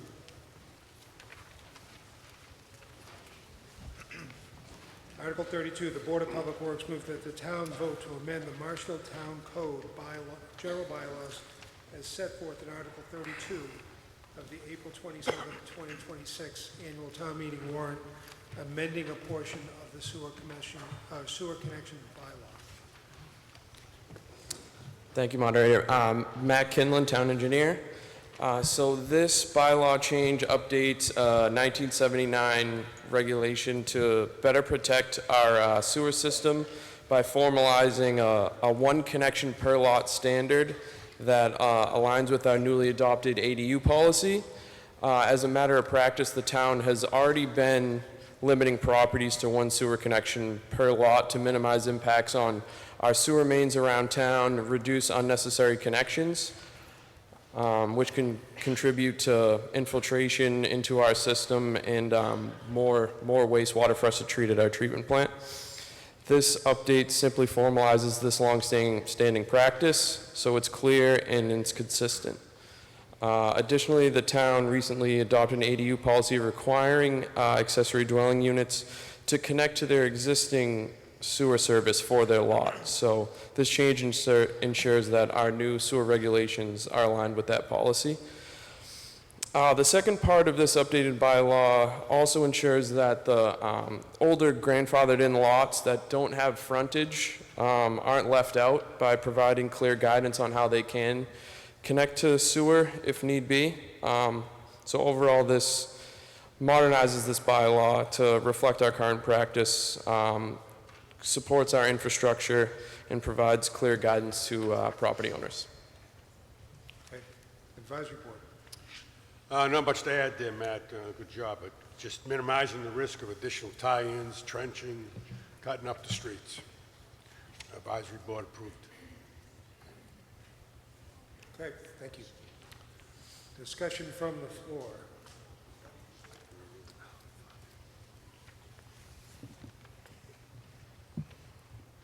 Eric Kelly, Select Board, Peterson Path. In reviewing this, I know in the explanation it says ADUs, but in regards to the full text of it, how do we know this isn't going to be allowed for, I guess, piggybacking onto other sewer lines throughout town? You're referring to one house connecting to another house? Yeah, let's say there's one house that's on a sewer line, but let's say in back of it, there's a house that's on a septic system. So now they want to tie into it. So how do we know, how does this prevent that from happening? Especially if it's near town lines where, meaning border towns, where we might have that problem where we might start being, having people jump onto different sewer lines, you know, like creating more sewer lines, I guess you could look at. Yeah, so if someone wanted to piggyback, that wouldn't be something that the town would allow. If there was an agreement with the neighbor, they would have to get the proper easements, and that wouldn't involve the town, and that is included in this, and it already is included in the bylaw, and we wouldn't be removing that. So you're saying they would be allowed to piggyback in different areas? Like if instead of not applying to an ADU, but just a random property would be able to connect to somebody's sewer line if they weren't already connected? They would be able to connect to the sewer if they paid a sewer connection fee. If they wanted to connect to our sewer, each lot gets their own sewer service. They're allowed that one service connection. So if they want to connect to the sewer, and they have to go through someone's property, they're going to have to work out any sort of easement with their neighbor. Yeah, so if my understanding correctly is that this doesn't apply to ADUs. This could apply to any type of building that wants to connect to somebody that has a sewer line available, right? No. No. Who's saying no? I'm saying no. He's saying no, and he just shook his head no. No. No. No. No. Point of clarification from the Board of Public Works. Who the hell's talking? Oh, it's Bob. Point of clarification from the Board of Public Works. Bob Shaughnessy on the Board of Public Works, 231 Hampstead Way. I've been on the Board of Public Works for 24 years. This is to clarify Bob, the AD. you're going to be addressing as a member of the DPW, get up front. Okay, thank you, I will.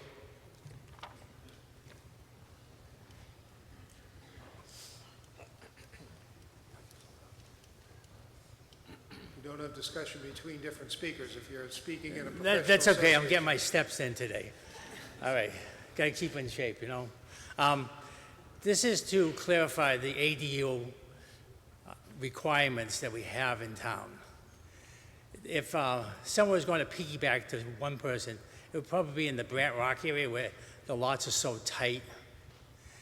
We're not going to be in neighbor towns. It's basically, it's to make sure that the ADO law has tight controls over it. That's what the Board of Public Works voted in. That's what we wanted to do. We don't want multiple connections, one from the front, one from the back. It's one connection per lot. So if there's an ADU in the main house, there's just one connection to the sewer. Does it state that in the wording Yeah, in I regards understand to what you're one saying. connection? There is an exception. The exceptions are those things that are down in Brant Rock because it's so tight. We have some exceptions to that. That's my concern, is that you're saying there's only one connection allowed. So to ask you, Bob, does it state that in the wording on this? Because I don't think it does, right? No, the wording is gone through the process, and the wording is to make sure that there is some room for tight lots. I get that. I understand what you're doing. It's just I have concerns the way this is all written up, and I think it just leaves things open that It doesn't leave it open. It's tight. All right, that's what you think, but It's tight. all right. All right, it's tight. Thank you. It's tight. I'm going to go, I'm sorry. Joe Pasevich, Wilson Road, if I may. Is there a difference between a lot and a building lot? Maybe the building inspector can tell us, because this sounds like you could have maybe a substandard piece of land that's landlocked, and somebody wants to build a PU or something like that on it. Is this what this is really all about, is making landlocked lots developable? No, it's not. It's to clarify that only one sewer connection is allowed per lot. And in town, especially by the beach, there are landlocked lots. There might be a house on the seawall and then two houses behind it that has no room to connect to the sewer, but they might already be connected, and us changing this could then all of a sudden make them out of compliance. So the second bullet point that we have up here is to just make sure that we're not eliminating that ability to connect to sewer for those particular lots that are grandfathered in. I don't know where the grandfathering comes in, but it sounds like sometimes what makes a lot developable or not developable is access to sewer, right? if you can answer it, or if you can't, then I think you're supposing, my take from what they've said is they only want one connection to a sewer per lot. It's not making a lot developable or undevelopable. It's just you can't have more than one connection line coming in from that property to the sewer. Yeah, but that's when you're referring to the lot that's already with frontage on the street with a sewer connection. I'm talking about how this affects landlocked lots that may not be developable because they don't have access to the street. So this, in effect, makes landlocked lots developable. Thank you, Andrew. Andrew Stewart, Marshfield Building Commissioner. There are many, many factors that go into making a lot buildable or not. Sewer is one of them, but it is not the deciding factor. There are many, many others. But with the lot that is then going to take, the owners of the lot that will then take advantage of this modified bylaw, will there be standards for determining whether or not the construction of a new building can occur there? Are there minimum sizes for these ancillary or secondary lots? I just heard the word grandfathering, and I'm thinking like this is a 5,100 foot lot that wants to build, but they don't have frontage, so they're landlocked, and they got no place to put a septic system. Joe, this is to protect, this is for an existing lots with buildings on it. And if someone wants to put an ADU on, they only can have one connection. Can you build an ADU on a lot that has nothing on it, and it's a separate owner? No, Okay, well, no, that's what the building department just said. yeah, I didn't, that's kind of the point I was getting at. Thank you. Okay. This is a majority vote. Going to call for a vote. All those in favor of Article 32, please raise your hand. All opposed? Passes. We're at 10:26. I'm not going to take up another article at this point. Appreciate all of you being here this evening and look forward to seeing you tomorrow.